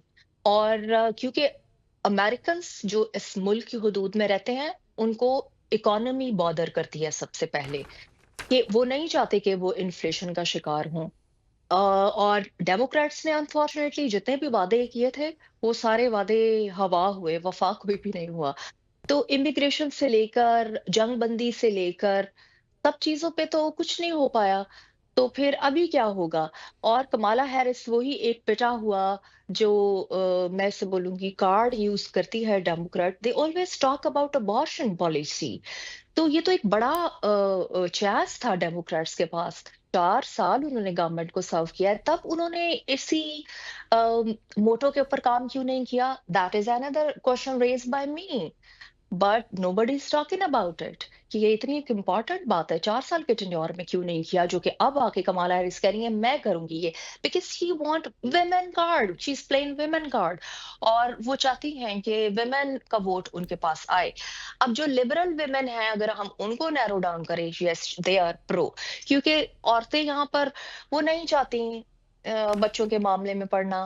वो करियर ओरिएंटेड है, मॉडल्स है, सिंगर्स है, एक्टर्स है, they all are supporting Kamala Harris because they know कि क्या उनको मिलने वाला है, क्या क्या चीज उनके फायदे की मिलेगी। On the other hand what Trump is doing, वो इकोनॉमी को एम्पावर करने के प्लान्स हमेशा से उनके थे और अब भी हैं। तो अच्छा मदिया, मुझे ये ये बताइएगा कि जिस तरह आपने पहले भी हिलरी क्लिंटन का हमें बताया था, तो इसी तरह कैमला की बात की जाए तो ये बात तो आपकी बातों से मैं अखज़ कर सकता हूँ कि इस दफ़ा भी अमेरिका पहली खातून सदर के लिए तैयार नहीं है। लेकिन जो कैमला की चीदा चीदा बातें बताइएगा कि क्यों वो कमज़ोर हैं इस वक्त ट्रंप से। देखिए, आपने अगर उनकी डिबेट्स देखी हो, हम्म। तो debate as the ground America की इलेक्शंस की तारीख में that is the playground. ये पहला मौका है जब आप सब लोगों के सामने आके बताते हैं कि आपके प्लान्स क्या हैं, आप क्या करने जाएंगे 4 साल में। जब वो सवाल हुए, पहली डिबेट जो थोड़ी सी मुझे भी लगा कि वो बाइस थी, क्योंकि हर उस डिबेट के क्वेश्चन में ट्रम्प को रोका जा रहा था, टोका जा रहा था, और कमाला हैरिस ट्विस्टेड आंसर दे रही थी। देखिए, मैं अमेरिका की हुदूद में रहती हूँ, मुझे अच्छे से अंदाजा है कि बात आप क्या मुझसे सवाल कर रहे हो, और मैं ट्विस्ट कर रहा हूँ और आपकी बात का सवाल का जवाब ही ना दूं, तो मेरे ख्याल से समझ वालों को सब समझ आती है। बट डेमोक्रेट्स अनफॉर्चुनेटली अब उनके पास और कोई ऑप्शन तो है नहीं, क्योंकि डेमोक्रेट्स ने तो कमाला हैरिस को नॉमिनेट किया है। सो अब ही वो फोर्स है, वो उन्हीं को ही वोट करेंगे। और फिर ट्रम्प वाले ट्रम्प को ही वोट करेंगे। रिपब्लिकन्स जो है, जिस स्टेट में मैं रहती हूँ टेक्सास, ये ब्लू स्टेट है, और ये रिपब्लिकन सॉरी रेड स्टेट है, और ये रेड स्टेट ही रहेगी, रिपब्लिकन्स की तरफ ही रहेगी। और अब जो आपने जैसे कहा कि चीदा बात, जो सबसे बड़ी बात जो मुझे ऐसा लगता है, देखिए गाजा और पैलेस्टाइन जो प्रॉब्लम है, ये Democrats they were failed to deliver anything solid on that situation. तो मेरे ख्याल से उसके बाद अ, जिसे आप कह सकते हैं पाकिस्तानी, सॉरी नहीं कहना चाहिए, इनका अभी इतना वोट बैंक बना नहीं है, मुस्लिम अमेरिकन जो है, हम्म। उनका वोट टूटा है डेमोक्रेट्स की तरफ से। वो एक रोल प्ले कर सकते हैं, अच्छा, क्या क्योंकि उनका इम्पावर झुकाव आके, एक एक सवाल है, ये भी ले लीजिएगा कि इम्पावर आके ट्रम्प के अगर ट्रम्प इम्पावर आके वो सदर बन गए, तो क्या उनके सदर बनने के बाद जो फ़लस्तीन और गज़ा की सूरत हाल है उसमें अमेरिका की जानिब से कोई पॉलिसी चेंज नज़र आएगा आपको? देखिए, मैं एक बात सबको समझाना चाहती हूँ, और ये पाकिस्तान में सबों को समझनी होगी। जब ये अमेरिका है, हाँ, हाँ। ये ये अपना सोचेगा पहले, उसके बाद ये किसी और का सोचेंगे। अगर आपने ये सवाल किया ट्रम्प अगर प्रेसिडेंट बनते हैं, let me tell you, like मैं आपको बड़ा ब्रीफली बताती हूँ। ट्रम्प के ऊपर चार्जेस चल रहे हैं, आपको ये पता होगा ना कि उनके ऊपर जी, जी। कोर्ट केसेस चल रहे हैं, जिसका फाइनल डिसीजन आने वाला है जनवरी 2025 में। तो ट्रम्प अगर प्रेसिडेंट बन जाते हैं और सजा आ जाती है कि उनको जेल होनी है, तो वो अपना केस शुरू करेंगे। अब ट्रम्प अपने आप को बचाएंगे या कहीं किसी और को जाकर बचाएंगे? Just just ask me, like एक रैंडम मुझे बात बताएं। हुँ, हुँ। अपने आप को कोई बचाएगा, अपनी कंट्री की बात करेगा, जाके पॉलिसीज के ऊपर बात? पॉलिसीज चलेंगी स्लो एंड स्टडी, जो कि इनकी 200 साल की प्रैक्टिस है। वो पॉलिसीज ऐसे ही चलेंगी, slow slow slow slow. Council level से शुरू होगी एक बात, फिर वो स्टेट रैप तक जाएगी, फिर वो सेनेट तक जाएगी, फिर वो प्रेसिडेंट तक जाएगी। सो एक बड़ा लंबा रास्ता है किसी भी बात और रास्ते को मनवाने के लिए। 2-2.5 साल आराम से निकल जाते हैं, किसी भी आसान लफ्जों में कहे करारदाद को मंजूर कराने में इतनी देर लगी जाती है, और खींचना चाहें तो आप पूरा टेन्योर निकाल दें। तो ये बड़ी अच्छी कमाल प्रैक्टिस है इन लोगों की, और ये होगा। आई एम नॉट सेइंग कि Kamala Harris is going to win. अगर वो जीत गई तो बस फिर बैड और वर्स में एक को डिसाइड करना है। सो आई कैन नॉट से कि दोनों में से किसको अमेरिकन समझते हैं बेहतर, बुरा या बदतरीन। अच्छा, मुझे ये भी बताइएगा कि नौजवानों की कितनी ज़्यादा कंट्रीब्यूशन है, क्योंकि हमने देखा है कि नौजवान काफ़ी ज़्यादा ट्रम्प की तरफ टिल्ट हुए हैं, जिस तरह की हमें रिपोर्ट्स मिल रही हैं, क्या ऐसा ही है? देखिए, इसकी एक बेसिक वजह ये है, यूएस में कोई भी जॉब नहीं करना चाहता, लोगों को नौकरी नहीं अच्छी लगती, लोग चेंड नहीं रहना पसंद करते, क्योंकि ये इनकी ह्यूमन नेचर है। Nobody can control them, even parents भी नहीं कर सकते। तो फिर गवर्नमेंट तो बहुत आगे की बात है कुछ मनवाने के लिए किसी इंडिविजुअल को। तो लोग क्यों अट्रैक्ट है? क्योंकि लोग यहाँ पर बिजनेस करना चाहते हैं, और ट्रम्प बिजनेस इनकरेज करते हैं, और बड़ी बड़ी उनको टैक्स रिटर्न में बड़ी अच्छी डील्स मिलती हैं। तो लोग जो भी स्मॉल बिजनेसेस करना चाहते हैं, वो सब ट्रम्प को ही सपोर्ट करेंगे, क्योंकि देखिए, आप काम करेंगे तो आप फ्लरिश करेंगे, और काम और सिर्फ फ्लरिशमेंट कैसे मिल सकती है? When your brain is active. आप काम करके और बिल्कुल एक वाइटल रोल प्ले कर सकते हैं अपनी सोसाइटी की बेटरमेंट के लिए। और वो कैसे हो सकता है? When you are suited booted, you are going to office, you are running your business, ना कि खेल तमाशों के साथ। जस्ट लाइक रिपब्लिकन्स, वो एलजीबीटीक्यू को नहीं मानते, वो अबॉर्शन को नहीं मानते। डेमोक्रेट्स वो अबॉर्शन को भी मानते हैं, वो एलजीबीटीक्यू को भी प्रो है, और फिर आप देखिए कि सारी स्टार लाइन उनको इंडोर्स कर रही है, जो कि लोग बात कर रहे हैं कि look at them, Beyonce, Cardi B, like look at them. आप उन पे ट्रस्ट करते हो? No way. आप देखिए, जो स्मार्ट लोग हैं, आई एम श्योर वो मेरी भी इस बात से एग्री करेंगे, दैट एलन मस्क वो एक रेवोल्यूशनिस्ट है। वो टेक्नोलॉजी की दुनिया में जो रेवोल्यूशन लेकर आया है, नोबडी कैन बीट हिम, और he is endorsing Donald Trump. तो world is going to change. तो अब ये अमेरिकन को सोचना है, अगर वो रेवोल्यूशनरी वर्ल्ड में जाना चाहते हैं, they will and they must have to vote Trump. ठीक हो गया, दे और मस्ट हैव टू अगर वोट वो ट्रम्प। ठीक हो गया Madiya, thank you so much for joining us. America से हमारे साथ मौजूद थी बैनुल अक़वामी साहिया मसूद, जो कि अमेरिकन इलेक्शन के हवाले से बात करी थी। अब थोड़ा सा बात करते हैं अमेरिका से, सीधा आपको बरआज़म ऑस्ट्रेलिया ले चलते हैं, जहाँ पे पाकिस्तान की टीम वहाँ पे मौजूद है। ऑस्ट्रेलिया के खिलाफ पहले वनडे के अगर बात की जाए तो पाकिस्तान ने प्लेइंग 11 का ऐलान किया था। कल ही के दिन हमें पता चला था इस टीम में अब्दुल्ला शफीक मौजूद होंगे, साइम अयूब हैं, बाबर आजम हैं, रिजवान हैं। और अगर बात की जाए स्पिन ऑप्शंस की, तो spin options Pakistan cricket team के पास कोई भी रेगुलर स्पिनर मौजूद नहीं था। और अगर फास्ट बॉलर्स की बात की जाए तो हारिस रऊफ इस टीम में मौजूद हैं, शाहीन शाह अफरीदी, नसीम शाह हैं और मोहम्मद हसनैन को मौका मिला है। एज ऑफ नाउ अगर बात की जाए तो 80 पे पाकिस्तान के 4 खिलाड़ी आउट हैं। पाकिस्तान की बैटिंग एक दफ़ा फिर हमें धोखा देती हुई नजर आ रही है। अगर ओपनर्स की बात की जाए तो अब्दुल्ला शफीक ने 26 गेंदों पर 12 रन बनाए। इसके अलावा साइम अयूब जो कि पोस्टर बॉय हैं पाकिस्तान क्रिकेट टीम के, क्योंकि T20 खेला, फिर टेस्ट खेला, आज उनका ODI डेब्यू था, 5 गेंदों का सामना किया और सिर्फ 1 रन बना सके। और अगर बाबर आजम की बात की जाए, जिनकी वापसी थी टेस्ट क्रिकेट के बाद, बाबर आजम को वापस लाया गया था और उम्मीद ये की जा रही थी कि बाबर आजम की वापसी एक धमाकेदार वापसी होगी। कुछ स्टेबिलिटी ज़रूर दी बाबर आजम ने विकेट पे जब वो मौजूद थे, लेकिन बाबर आजम भी, उनका भी किस्सा तमाम हुआ। 37 रन बना सके 44 गेंदों पे। और इसके अलावा कप्तान मोहम्मद रिजवान 21 रन बनाकर आउट हुए।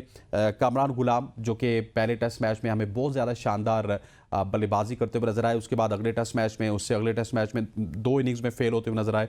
और अब पहला जो ODI था उनका ऑस्ट्रेलिया के खिलाफ, वहाँ पे भी कामरान गुलाम हमें फेल होते हुए नजर आए। एज ऑफ नाउ खेल रहे हैं जी, बैग पार्डन मोहम्मद रिजवान खेल रहे हैं। मैं आपको बता रहा था कि वो आउट हो गए, लेकिन वो 21 रन पे खेल रहे हैं। और सलमान अली आगा 4 रन पे खेल रहे हैं। सो पाकिस्तान के कप्तान और वाइस कप्तान इस वक्त विकेट पे मौजूद है, लेकिन तकरीबन 20 ओवर्स हो चुके हैं। और अगर मैं पाकिस्तान 24 ओवर्स हो चुके हैं, पाकिस्तान के जो रन हैं वो 81 पे 4 है। पाकिस्तान की जो बैटिंग लाइनअप है वो काफ़ी ज़्यादा मुश्किलात का शिकार है। माज देखते थे कि हमारे जो ओपनर्स होते थे काफ़ी एक्सप्लॉयट करते थे अपोजिशन की बॉलिंग को, लेकिन पिछले 1-2 साल से हम देख रहे हैं कि हमारा ओपनिंग स्टैंड ना एक्सप्लॉयट करता है, ना रन्स बनाता है। प्रेशर आता है मिडिल ऑर्डर के ऊपर, मिडिल ऑर्डर आता है कभी कभार संभाल देता है, लेकिन कभी कभार वो संभाला नहीं दे सकता, उस तरह से सहारा नहीं दे सकता। और आज भी हमने इस तरह देखा कि बाबर आजम अल्टीमेटली हमें फेल होते हुए नजर आए। फिर कामरान गुलाम की बात की जाए तो वो फेल होते हुए नजर आए। और अगर बात की जाए तो लास्ट नाइस पेयर है इस वक्त रिजवान और सलमान अली आगा की शक्ल में, जो कि विकेट पे मौजूद है। इसके बाद इरफान खान नियाजी हैं, जिनको रखा गया था इफ्तिखार अहमद की जगह।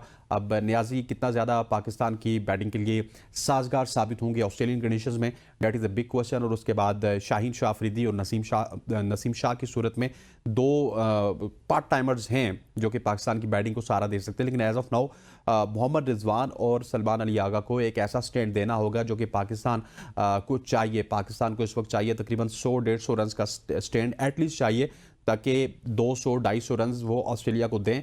और उसके बाद अपनी बॉलिंग से, फास्ट बॉलर्स हैं हमारे पास 4, पेस भी है, एग्रेशन भी है, उनसे वो ऑस्ट्रेलिया को तंग करे। लेकिन सूरत हाल इस वक्त जो बनी हुई है उसके मुताबिक पाकिस्तान बहुत ज़्यादा मुश्किल का शिकार है। मर्द मैदान का किरदार अदा करने वाले सलमान अली आगा अभी विकेट पे मौजूद हैं, साथ दे रहे हैं उनका रिजवान की जो हालिया टेस्ट सीरीज़ है वो इतनी ज़्यादा अच्छी नहीं रही, लेकिन ODI में वो डिफरेंट टेक्निक के साथ खेलते हैं, डिफरेंट इन्वायरमेंट होगा, फिर ऑस्ट्रेलियन कंडीशंस है वहाँ पे वो अच्छा खेलते हैं। अब देखते हैं कि वो कैसा करेंगे कैसा नहीं करेंगे। Wish you good luck. Pakistan cricket team अभी भी 81 for 4 है। और हमारे साथ जो है अब ये देख सकते हैं हम कि पाकिस्तान की टीम मुश्किलात का शिकार है, लेकिन फिर भी हम कहेंगे wish you good luck Pakistan. और पाकिस्तान की जो बैटिंग है उसका सहारा बन गए मोहम्मद रिजवान और सलमान अली आगा, जिनको हाल ही में पाकिस्तान क्रिकेट टीम का कप्तान बनाया गया। मोहम्मद रिजवान को और सलमान अली आगा को वाइस कैप्टन बनाया गया। अब दोनों विकेट पे मौजूद हैं। और हमने हाल ही में देखा है कि दोनों के साथ जो है वो पार्टनरशिप लगाई है टेल के साथ। और इसी तमाम तर इशू के ऊपर बात करने के लिए हम मौजूद हैं सीनियर स्पोर्ट्स जर्नलिस्ट जनाब नसीम राजपूत साहब। नसीम भाई, आपको खुश आमदीद कहते हैं। Thank you so much for joining us once again. Australia का दौरा पाकिस्तान के लिए बहुत ज़्यादा मुश्किल होता है और मुश्किलात का शिकार इस वक्त नज़र आ रही है पाकिस्तान क्रिकेट टीम। किस तरह देख रहे हैं, कितना टोटल पाकिस्तान बना लेगी? क्या 200 प्लस टोटल हम अभी भी बना सकते हैं अगर एक पार्टनरशिप लग गई तो?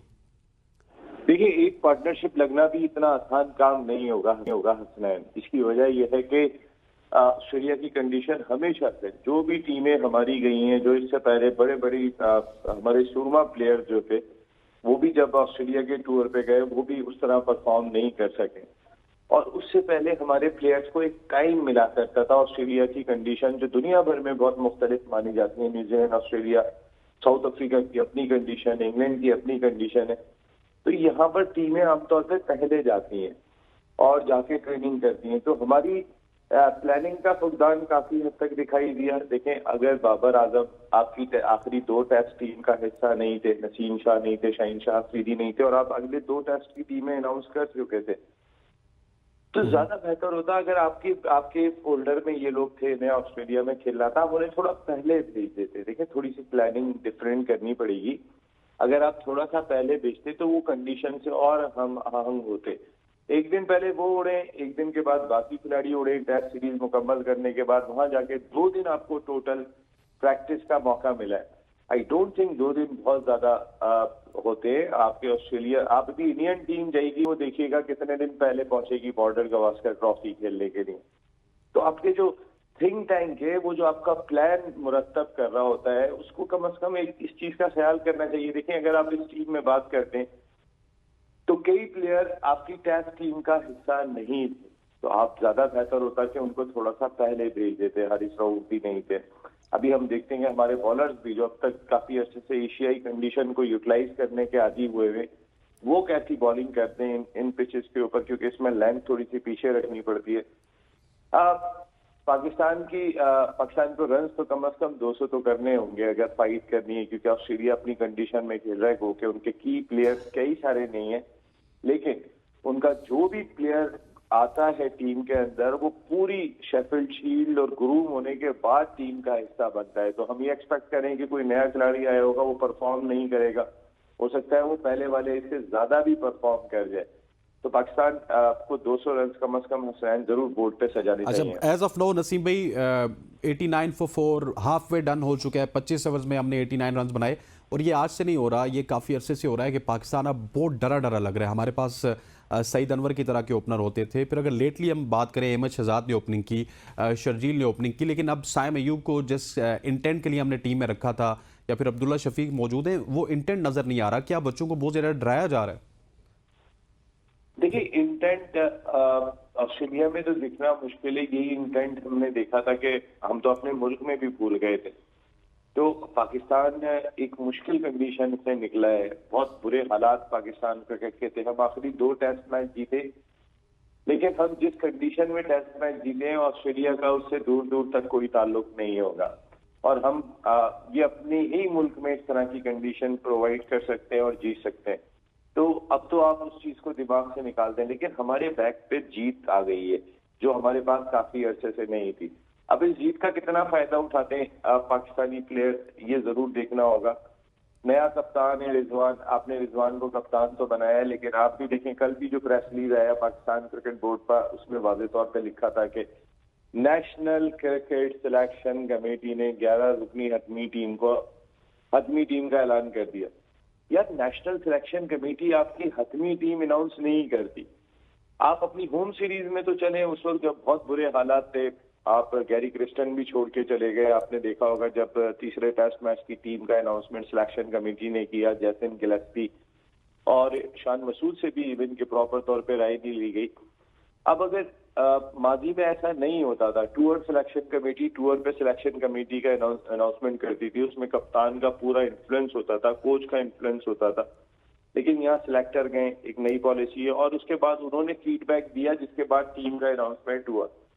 ऐसा लगता है आपने रिजवान को कोई बहुत पावरफुल कैप्टन नहीं बनाया है। रिजवान, लेकिन माजी में सर सरफराज को भी हमने इसी तरह सीरीज टू सीरीज कैप्टन रखा था और वो कामयाब तजुर्बा नहीं रहा था हमारा। देखिए, जब चैंपियंस ट्रॉफी जैसा इवेंट सर पर होता है तो आप अनाउंस करते हैं एटलीस्ट अपनी क्रिकेट की स्टेबिलिटी के लिए। सरफराज के लिए ये मामला आखिरी माहौल में हुए थे, पहले उनको भी पूरी अथॉरिटी हुआ करती थी कि भाई आप ही कैप्टन है, आपने ही टीम को लीड करना है, पता होता था उन्हें। यार रिजवान को इतना ज्यादा नहीं पता, और फिर आपने जिम्बाब्वे की जो T20 सीरीज है उसमें आगा सलमान को कप्तान रखा हुआ है, तो आपने अपने कप्तान को जिसने टीम को लड़ाना है, मेरा नहीं ख्याल कि उस तरीके का एतमाद दिया है जिस तरीके का एतमाद किसी एक नए कप्तान को जिसने नेशनल टीम को लीड करना है उसको दरकार होता है। तो हसनैन भाई देखिए, अभी बड़ी बड़ी चीजें अभी आनी हैं क्रिकेट में अपनी, और बिफोर चैंपियंस ट्रॉफी अगर आप मुझसे पूछें तो मैं और भी बहुत कुछ चीजें चेंज होता हुआ देख रहा हूँ। ठीक हो गया। Senior sports journalist Naseem Rajput साहब हमारे साथ मौजूद थे, जो कि पाकिस्तान और ऑस्ट्रेलियन ODI जो इस वक्त जारी है मेलबर्न में, उसके हवाले से बात कर रहे थे। अब देखते हैं मेलबर्न क्रिकेट ग्राउंड में पाकिस्तान की टीम कैसा परफॉर्म करती है। खवातीन हज़रात, यहाँ पर वक्त हुआ चाहता है एक शॉर्ट से कमर्शियल ब्रेक का। ब्रेक के बाद वापस आएंगे तो प्रोग्राम को कंटिन्यू रखेंगे। स्टे विद अस।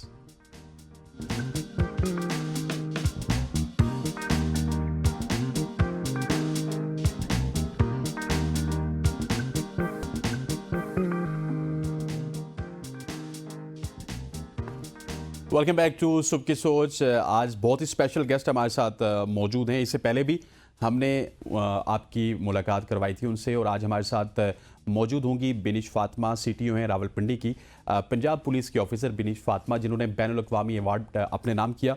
बिनिश के हवाले से बताऊं तो international association of chiefs of police IACP की जानिब से 2024 के अवार्ड से नवाजा गया, और अवार्ड बूस्टन में सदर IACP की जानिब से पेश किया गया, जहाँ बिनिश फातिमा को दुनिया भर के 40 साल से कम उम्र के बेहतरीन अफसरान में शामिल किया गया, और बिनिश फातिमा को रावलपिंडी की पहली खातून चीफ ऑफिसर होने का एजाज़ भी हासिल है। बनफ्से नफीस खुद हमारे साथ बिनिश मौजूद है। बिनिश, आपको खुश आमदीद कहते हैं। Thank you so much for joining us. सबसे पहले आपको बहुत बहुत मुबारक हो। आप हर तरफ ही बड़ी बड़ी अचीवमेंट्स कर रही हैं, इसके पीछे क्या राज है? Thank you so much. इसके पीछे आई थिंक वालिदैन की दुआएं और आप सबकी गुड विशेस हैं, और मेहनत भी है ऑफ कोर्स, बट अल्लाह का बड़ा शुक्र है कि अल्लाह ताला प्रोवाइडेड मी एन अपॉर्चुनिटी कि मैं एक ऐसी जगह पे जाके पाकिस्तान को रिप्रेजेंट कर सकी जहाँ पे पहले हमारी कंट्री को किसी ने रिप्रेजेंट नहीं किया था। तो आई थिंक कि ये अल्लाह की बड़ी मेहरबानी है, and I am really grateful for that. आपको बहुत बहुत मुबारक हो। ये पहली दफ़ा हुआ कि पाकिस्तान की कोई खातून ऑफिसर इतने बड़ा अवार्ड लेके आई है। इस अवार्ड के हवाले से बताइएगा कि ये किस लेवल पे होता है और दुनिया में कितने लोग इसमें पार्टिसिपेट करते हैं? International association of chiefs of police basically एक ऑर्गेनाइजेशन है जो कि ग्लोबली मेंबरशिप रखती है तमाम पुलिस ऑर्गेनाइजेशंस की। 170 कंट्रीज जो हैं वो IACP के मेंबर्स हैं।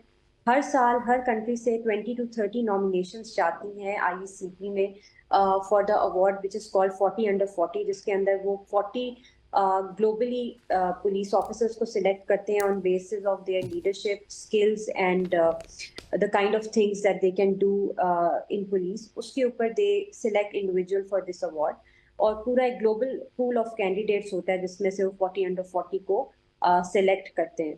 तो अल्लाह का शुक्र है कि मेरी नॉमिनेशन भी गई थी, और इस दफ़ा I was able to make it to the list. ज़बरदस्त, ये तो बड़ी खुशी की बात है कि पूरी दुनिया से आपको ये अवार्ड मिला है। अच्छा, ये बताइएगा कि वहाँ पे कोई टेस्ट वगैरह, इंटरव्यूज़ वगैरह होते हैं, या यहीं से जो क्रेडेंशियल्स भेजे जाते हैं उन्हीं पर भी इत्तेफाक करते हैं, या फिर वो बहुत सारी रिक्वायरमेंट्स होती हैं उनकी? इसका काफ़ी लंबा एक्सटेंसिव प्रोसेस होता है। वो आपसे नॉमिनेशंस मांगते हैं, उसके बाद फिर रिकमेंडेशन मांगते हैं, वर्क डन मांगते हैं। उनका पूरा एक प्लेटफॉर्म है जिसके ऊपर आप अपना work done over the course of your service वो तमाम भेजते हैं। फिर वहाँ पे एक बड़ी हाई पावर्ड ज्यूरी बैठती है जो कि उसको सिलेक्ट करती है कि किन लोगों को हमने ये अवार्ड देना है। तो ये एक लंबा प्रोसेस होता है, बट वहाँ पे तो कॉन्फ्रेंस के साथ सिर्फ अवार्ड सेरेमनी होती है कि पिछले 6-7 महीने लगते हैं इस पूरे प्रोसेस को, जिसमें वो नॉमिनेशंस लेके उनको शॉर्ट लिस्ट करके फिर आपसे पूरी डिटेल्स लेकर फॉलो अप करके सिलेक्ट करते हैं। चलें जी, डेट्स वेरी ग्रेट। और एज ए CTO, आप एक तो CTO रावलपिंडी पहली खातून थी, अब आपको अवार्ड भी मिल गया। आगे मजीद क्या अहदाफ हैं आपके, क्या क्या अचीव करना चाहती हैं? अभी माय करंट पोस्टिंग है CTO। आपको पता है रावलपिंडी की ट्रैफिक जो है वो एक बड़ा मेजर कंसर्न है, ना सिर्फ गवर्नमेंट ऑफ पंजाब के लिए but otherwise Rawalpindi is very important city, क्योंकि हम कैपिटल के बिल्कुल साथ हैं और बड़े सिटी के अपने चैलेंजेस हैं, और 70 लाख का शहर है, बहुत बड़ा शहर है। हमारी प्रायोरिटी ये है कि ट्रैफिक पुलिस को हम इतना इनेबल कर दें, इतना अच्छा बना दें कि रावलपिंडी से ट्रैफिक का मसला खत्म हो जाए। बड़ी हद तक हम इसमें कामयाब हुए हैं। 60% तक हम अपने कंजेशन पॉइंट्स को नीचे ले आए हैं। हमने नए लाइसेंस बनाए हैं। पिछले 2 महीने के अंदर 50,000 से जायद हम लाइसेंस जारी कर चुके हैं। हम वन वे की खिलाफ वर्जी पे फाइन कर रहे हैं, हेलमेट रेगुलेशन को इंश्योर कर रहे हैं, स्मोक इमिटिंग व्हीकल्स पे फाइन कर रहे हैं। साथ ही साथ हमने रावलपिंडी ट्रैफिक पुलिस की सपोर्ट सिस्टम इंप्रूव किया है। हमने मजीद 200 वायरलेसेस ऐड किए हैं। हमने रिफ्लेक्टिव जैकेट्स ऐड की हैं, नए रिचार्जेबल रॉड्स ऐड किए हैं। हमने फोल्डिंग बैरियर्स अपनी कैपेसिटी में ऐड किए हैं। With all these things we are trying to improve the system of traffic, और हम इसको इस तरह इंप्रूव करना चाह रहे हैं कि ये अगले कई सालों तक जो ट्रैफिक का मसला है रावलपिंडी में वो हल हो जाए। ज़बरदस्त हो गया। और ये व्हीकल फिटनेस के हवाले से हमने पंजाब से कुछ खबर सुनी थी, क्या वो रावलपिंडी में भी इम्प्लीमेंट होगी और कितना अर्सा लगेगा इसको?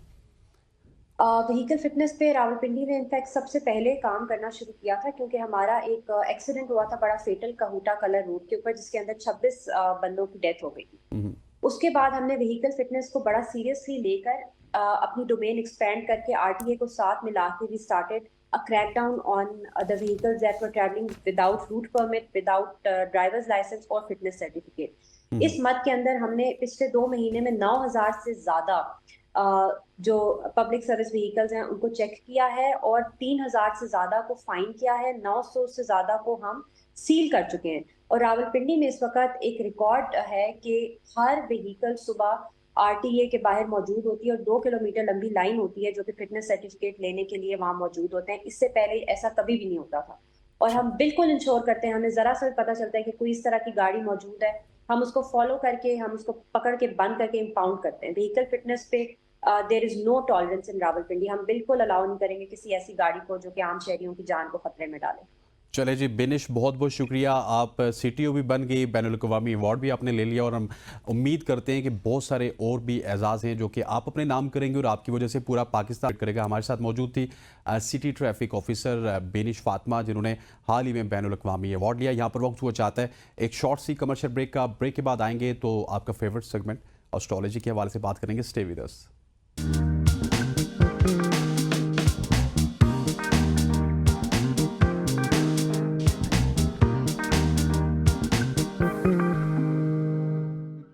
Back to show. अब हम बात करेंगे एस्ट्रोलॉजी के हवाले से, और इस सेगमेंट में हम 12 सितारों का हाल आपको बताएंगे, क्या होंगे आपके हालात अगले हफ्ते में। और बहुत सारे लोग सुनना चाहते हैं, सुनना पसंद करते हैं कि अगले हफ्ते को उनको पहले ही पता चल जाए कि क्या कुछ होने वाला है। इसी हवाले से हमारी एस्ट्रोलॉजिस्ट समराना शाह हमारे साथ मौजूद है। समराना, आपको खुशामदीद कहते हैं, thank you so much for joining अस। हमारे पास आज वक्त थोड़ा सा कम है और मुकाबला सख्त है। स्ट्रेट अवे मैं चाहूँगा कि एरीज से स्टार्ट कीजिएगा प्लीज़। जी thank you so much for having me. अगर हम एरीज की बात करते हैं तो एरीज जो है वो बड़े सेफ जोन में है, सिवाय उनको अपना गुस्सा कंट्रोल करने के और कोई चीज़ जो है वो कंट्रोल नहीं करनी। सेहत के हवाले से, लव एंगल्स के हवाले से हर तरह से सेफ जोन में लगते हैं एरीज। फाइनेंशियल फायदे भी होते हुए दिखते हैं। ठीक हो गया। तो अब हम नेक्स्ट स्टार पे आ जाते हैं, टॉरस पे आ जाते हैं। टॉरस जो है वो इस हफ्ते बड़े फायदे में नजर आएंगे। फाइनेंशियली स्टेबिलिटी लगती है, मेंटल स्टेबिलिटी लगती है। न्यू बिजनेस स्टार्ट करना चाहते हैं तो बेस्ट टाइम चल रहा है। टॉरस भी हमारे जो है वो काफी सेफ जोन में चल रहे हैं। तो हम आगे हाँ जी हम आगे बढ़ेंगे। इससे पहले आप आगे बढ़िए समराना, मैं नंबर अनाउंस करना चाहता हूँ। एक तो मुझे जुबानी याद है 0518901008, और दूसरा है 051262624946। चलें जी, बताइएगा आप जेमिनाइज के हवाले से। जी जेमिनाइज के हवाले से मैं बता रही थी कि बहुत अच्छा जा रहे थे, काफ़ी शाइन कर रहे थे, लेकिन अब थोड़ा सा एहतियात करना पड़ेगा सेहत के हवाले से। रात की नींद जो है वो पूरी लेनी है। अपना अगर सदका दे दें तो अच्छा है। जितनी तेज़ी से पैसा आ रहा है उतनी ही तेज़ी से पैसा जा भी रहा है, तो थोड़ा सा कैलकुलेटिव रहना पड़ेगा अभी जेमिनाइज को। तो हम नेक्स्ट स्टार की तरफ बढ़ जाते हैं, कैंसरियन की तरफ आ जाते हैं। तो कैंसेरियन जो है वो काफ़ी वही वाटर रिलेटेड साइन है, मूड रिलेटेड साइन है, तो मूड स्विंग्स बहुत ज़्यादा रहेंगे।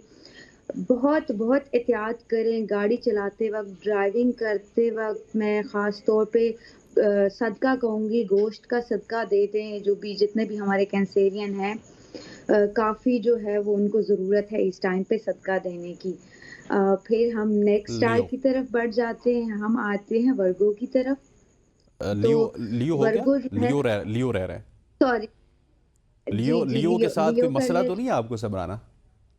नहीं, क्या है कि पूरा दिन से बात करते करते ना सम टाइम सही, मिस हो नो नो जाता है। इश्यूज, नो खैर इश्यूज। जो खैर जो लियो हैं उनको जो अज़दवाजी मामलात और मोहब्बत के मामलात में काफ़ी परेशानी का सामना करना पड़ सकता है, और काफ़ी ज़्यादा गुस्से में लियो दिख रहे हैं। तो अपने जज़्बात और गुस्से पे थोड़ा कंट्रोल करना पड़ेगा लियोज़ को, वरना अदरवाइज़ मुश्किल उठानी पड़ सकती है लियोज़ को।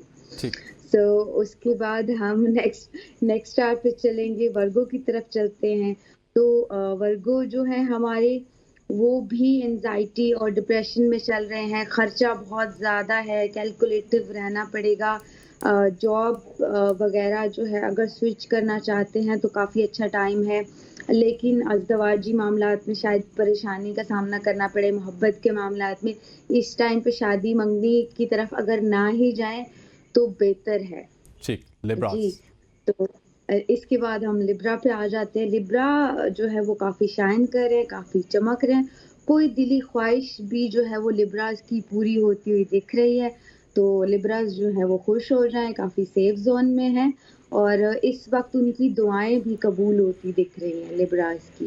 ठीक, लिब्रास सेफ जोन में जी। स्कॉर्पियो। स्कॉर्पियो स्कॉर्पियो जो है हमारे काफ़ी टाइम से डिप्रेशन, एंजाइटी का शिकार थे। फाइनेंशियली थोड़ा उनको शायद मुश्किल टाइम देखना पड़ा, लेकिन अभी काफ़ी सेफ जोन में लग रहे हैं। सिवाय हेल्थ के बाकी कोई प्रॉब्लम मुझे स्कॉर्पियन में नहीं दिख रही। हेल्थ के हवाले से केयरफुल रहना है, और अपना सदका दे दें तो बेहतरीन हो जाएगा। ठीक हो गया। सेजिटेरियस। जी, सेजिटेरियस जो हैं वो लेज़ी हो रहे हैं, मूड स्विंग्स में दिखते हैं काफ़ी ज़्यादा। तो प्रैक्टिकल इन्वॉल्वमेंट कम है सेजिटेरियस की पिछले पूरे मंथ से ही। तो प्लीज़ घरेलू मामलात में शायद नाचाकी हो सकती है। तो थोड़ा-सा ज़िप अप करके अगर हमारे सेजिटेरियस रहेंगे तो काफ़ी सेफ ज़ोन में रहेंगे। ठीक, मूव्स ऑन टू कैप्रिकॉर्न। जी, कैप्रिकॉर्न भी काफ़ी टाइम से फाइनेंशियल चीज़ें उनकी अनस्टेबल थी, लेकिन अब जो है वो स्टार और प्लैनेट्स उनको बड़े सेफ ज़ोन में लेके जा रहे हैं। फाइनेंशियली अब स्ट्रॉन्ग हो जाएँगे, मेंटली स्ट्रॉन्ग हो जाएँगे। अब अगर कुछ लोग जो थे वो स्टार्टअप करना चाहते हैं, न्यू इन्वेस्टमेंट करना चाहते हैं, तो ये राइट टाइम है कैप्रिकॉर्न का। This is the right time for Capricorns. Now we'll talk about Aquarius. जी, अगर हम एक्वेरियस की तरफ आते हैं तो एक्वेरियस पे भी काफ़ी ब्लेसिंग है। कोई ख्वाहिश पूरी होने की इंडिकेशन है। जो स्टूडेंट हैं उनके लिए भी काफ़ी अच्छा जो है प्लान पोजीशन बनी हुई है, ख़ास तौर पे मेडिकल के जो स्टूडेंट्स हैं उनके लिए। लेकिन जो भी चीज़ अचीव होगी वो काफ़ी मेहनत के बाद होगी। तो मेहनत के बाद ही एक्वेरियस को जो है वो फल मिलता हुआ दिखता है, पर फल मिलता हुआ दिख रहा है। लेकिन फल के लिए शर्त है मेहनत। ठीक हो गया। पाइसेस। एग्जैक्टली जी, पाइसेस अगर हम आते तो ट्रैवल इस टाइम पे अगर करेंगे पाइसेस तो बहुत फ़ायदा देगा उनको। और अगर न्यू जॉब की तरफ स्विच करना चाहते हैं, जो एंटरप्रेन्योर्स हैं न्यू चीज़ें स्टार्ट करना चाहते हैं, तो बेस्ट टाइम है। ये है कि लव के आपके जो मामलात हैं, या घर के जो मामलात हैं, या औलाद की तरफ से जो मामलात हैं, वो थोड़े आपके ख़राब दिखते हैं। अगर आप सदका दे देंगे तो ज़्यादा बेहतर रहेगा। ज़्यादा बेहतर रहेगा। समराना हमारे साथ कॉलर मौजूद हैं, सलमान फ्रॉम लाहौर। सलमान, अस्सलाम वालेकुम। आप अपनी डेट ऑफ बर्थ के साथ सवाल पूछिएगा। जी, डेट ऑफ बर्थ के साथ सवाल पूछिएगा। अस्सलाम वालेकुम वालेकुम सलाम। जनाब। मेरी 9 सितंबर 9 महीना 9 तारीख है। 9 सितंबर। ठीक हो गया। सवाल क्या है आपका? जिंदगी लेकर कोई कारोबार नहीं है, परेशानी है, मुश्किलें। ठीक हो गया सलमान, मैं अभी पूछ लेता हूँ। समराना, 9 सितंबर कारोबार के हवाले से कुछ परेशानियां हैं, इनके बताइएगा प्लीज़। ठीक है, जैसे कि अगर इनका बर्थ चार्ट भी देखेंगे तो अभी मैं कुछ इनको ये पूरा महीना कुछ भी जो है वो कुछ खुशखबरी नहीं सुना सकती। इनके मामलात जो हैं जो बेहतर मुझे होते हुए दिखते हैं ना, वो ज़्यादा 2025 में अगर देखा जाए तो इनके जॉब के हवाले से रास्ते खुलना शुरू हो जाएँगे और इनकी चीज़ें बड़ी अच्छे तरीके से फिर सॉर्टेड होती हुई मुझे दिख रही हैं। ठीक हो गया। तारिक मजीद साहब हमारे साथ another caller from Lahore. Tariq साहब अपनी डेट ऑफ बर्थ के साथ सवाल पूछिएगा। 13/5/1953। वापस बताइएगा। 13/5 13/5 1953। ठीक हो गया। सवाल सवाल ये है कि मेरी पार्किंसन डिजीज है, मैं 72 साल उम्र है मेरी, तो वो कराशा का जो मसला होता है वो है, वो काफी ज्यादा है। ठीक हो गया। उस सिलसिले में पता करना। ठीक हो गया। तारिक मजीद साहब का सवाल ये है, 13/5/1953 इनकी पैदाइश का दिन है और काफ़ी एजड हैं। वो बीमारियों के हवाले से कुछ पूछ रहे थे। सेहत के हवाले से जी। सेहत के हवाले से मैं हमेशा ये कोड करती हूँ कि जब भी सेहत के हवाले से अगर प्रॉब्लम होते हैं तो उनका वाहिद जो हल है वो सदका है। तो आप अगर सदका देंगे, सफ़ेद चीज़ों का सदका देंगे, ठीक है, एवरी सैटरडे को अगर ये सदका दे देते हैं, अंडा, दाल, चावल, चीनी किसी गरीब को खरीद के दे दें, जितनी आपकी बसात है उसके मुताबिक, तो इंशाल्लाह जो है आपकी चीज़ें जो हैं वो बहुत ही बेहतर हो जाएँगी। उसके साथ-साथ अगर सूरह यासीन रोज़ सुन लें और सूरह रहमान, तो बहुत अच्छी इनकी चीज़ें बेहतरी सेहत में आना शुरू हो जाएगी ठीक होगा। इंशाल्लाह। आसमा हमारे साथ मौजूद है। आसमा साहिबा फ्रॉम कराची। आसमा साहिबा अपनी डेट ऑफ बर्थ के साथ सवाल पूछिएगा। अस्सलाम वालेकुम। वालेकुम सलाम। 5/4/1983। जी सवाल क्या आपका? जी, शादी का पूछना है। प्लीज से जरा प्लीज बता दीजिए क्या मसला और कब तक होगी और क्या लाइफ है आगे कैसी है। ठीक। समराना 5/4/1983 और आसमा पूछ रही है इनकी शादी का मसला है, कब तक ये मसले मसाइल हल होंगे, उनकी शादी होगी। अच्छा, क्या है बर्थ चार्ट में जब भी राहु का प्लेसमेंट खराब होता है तो शादी हमेशा क्या होता है रुक जाती है। बच्ची बहुत सारी बच्चियों को ये मसला होता है। अच्छा, सूरह नूर जो है वो अगर रोज आप रिसाइट करेंगी, रोज पढ़ेंगी, और अल्लाह ताला का एक नाम है या बदियू, ये अगर आप रोज पढ़ेंगी तो इंशाल्लाह मुझे तो आपके प्लान पोजीशन अब भी ठीक लग रही है। 2024 में भी अगर कोई रिश्ता आता है तो आप उसको हाँ कर दे, वो आपके लिए सूटेबल रहेगा। बाकी 2025 तक इंशाल्लाह मुझे काफ़ी अच्छी सिचुएशन लगती है आपकी। ठीक हो गया। लाहौर से हम कराची के, कराची से अब पिंडी आते हैं। पिंडी से हमारे साथ मौजूद है रशीद साहब। रशीद साहब अपनी डेट ऑफ बर्थ के साथ सवाल पूछिएगा। हेलो जी जी उमैर रशीद मेरा पूरा नाम है। जी जी उमैर रशीद साहब। जी, वो मेरी तारीख पैदाइश है 4 तारीख जी 3 महीना जी जी 1990। सर सवाल पूछिएगा। सवाल यह है कि मैंने अभी जॉब पे अप्लाई किया तो मुझे पता है वो जॉब मुझे मिल जाएगी या नहीं मिलेगी। ठीक हो गया। Thank you so much for joining us Umair Rashid साहब। उमैर का सवाल 4/3/1990 इनकी पैदाइश का दिन है। जॉब के लिए एक अप्लाई किया है, क्या इनको जॉब मिल जाएगी? अब प्लैनेट पोजीशन तो बड़ी अच्छी बनी हुई है, आपको फेवर कर रही है, लेकिन वो कहते हैं ना कि हरकत में बरकत है। जितनी आप इनपुट डालेंगे वही आउटकम होगा, लेकिन चांसेस काफ़ी ज़्यादा हैं। 60 to 70% चांसेस आपके हाँ के लगते हैं। ठीक हो गया। अब्दुल हफीज साहब हमारे साथ मौजूद है। अपनी डेट ऑफ बर्थ के साथ सवाल पूछिएगा जल्दी से। 22 जून 1947। 22 जून 1947। अच्छा 1947। सवाल? हाँ, सवाल क्या आपका? एक तबीयत में ठीक नहीं जाती, मेरा कारोबार सब रुका हुआ है। ठीक हो गया। आपका हफीज साहब जवाब अभी आपको दे रहे थे। 22 जून 1947 पाकिस्तान के साथ के ये इनकी तबीयत ठीक नहीं होती, कारोबार रुका हुआ है। समराना जी, इंशाल्लाह ताला अभी से ज़्यादा मैं 2024 से ज़्यादा जो आपको सपोर्टिव रहेगा वो 2025 रहेगा। जैसे कि आप ये पूरा साल सेफ्टी से गुजार लें तो इंशाल्लाह आपके लिए फिर जो है पोजीशन काफ़ी स्ट्रॉन्ग हो जाएगी और डे बाय डे जो है वो आपकी चीज़ें हल होती नज़र आएंगी इंशाल्लाह ताला। इसके साथ साथ ये है कि आप सदका भी दे दें बहुत ज़्यादा बेहतर है कि ठीक हो गया Samrana, got your answer, thank you so much for joining us. Samrana Shah हमारे साथ मौजूद थी जो कि का हाल बता रही थी। खवातीन नौज़ाद, आज के सुबह की सोच से इतना ही। मुझे मेरी पूरी प्रोडक्शन टीम के साथ इजाज़त दीजिए। अल्लाह हाफिज़।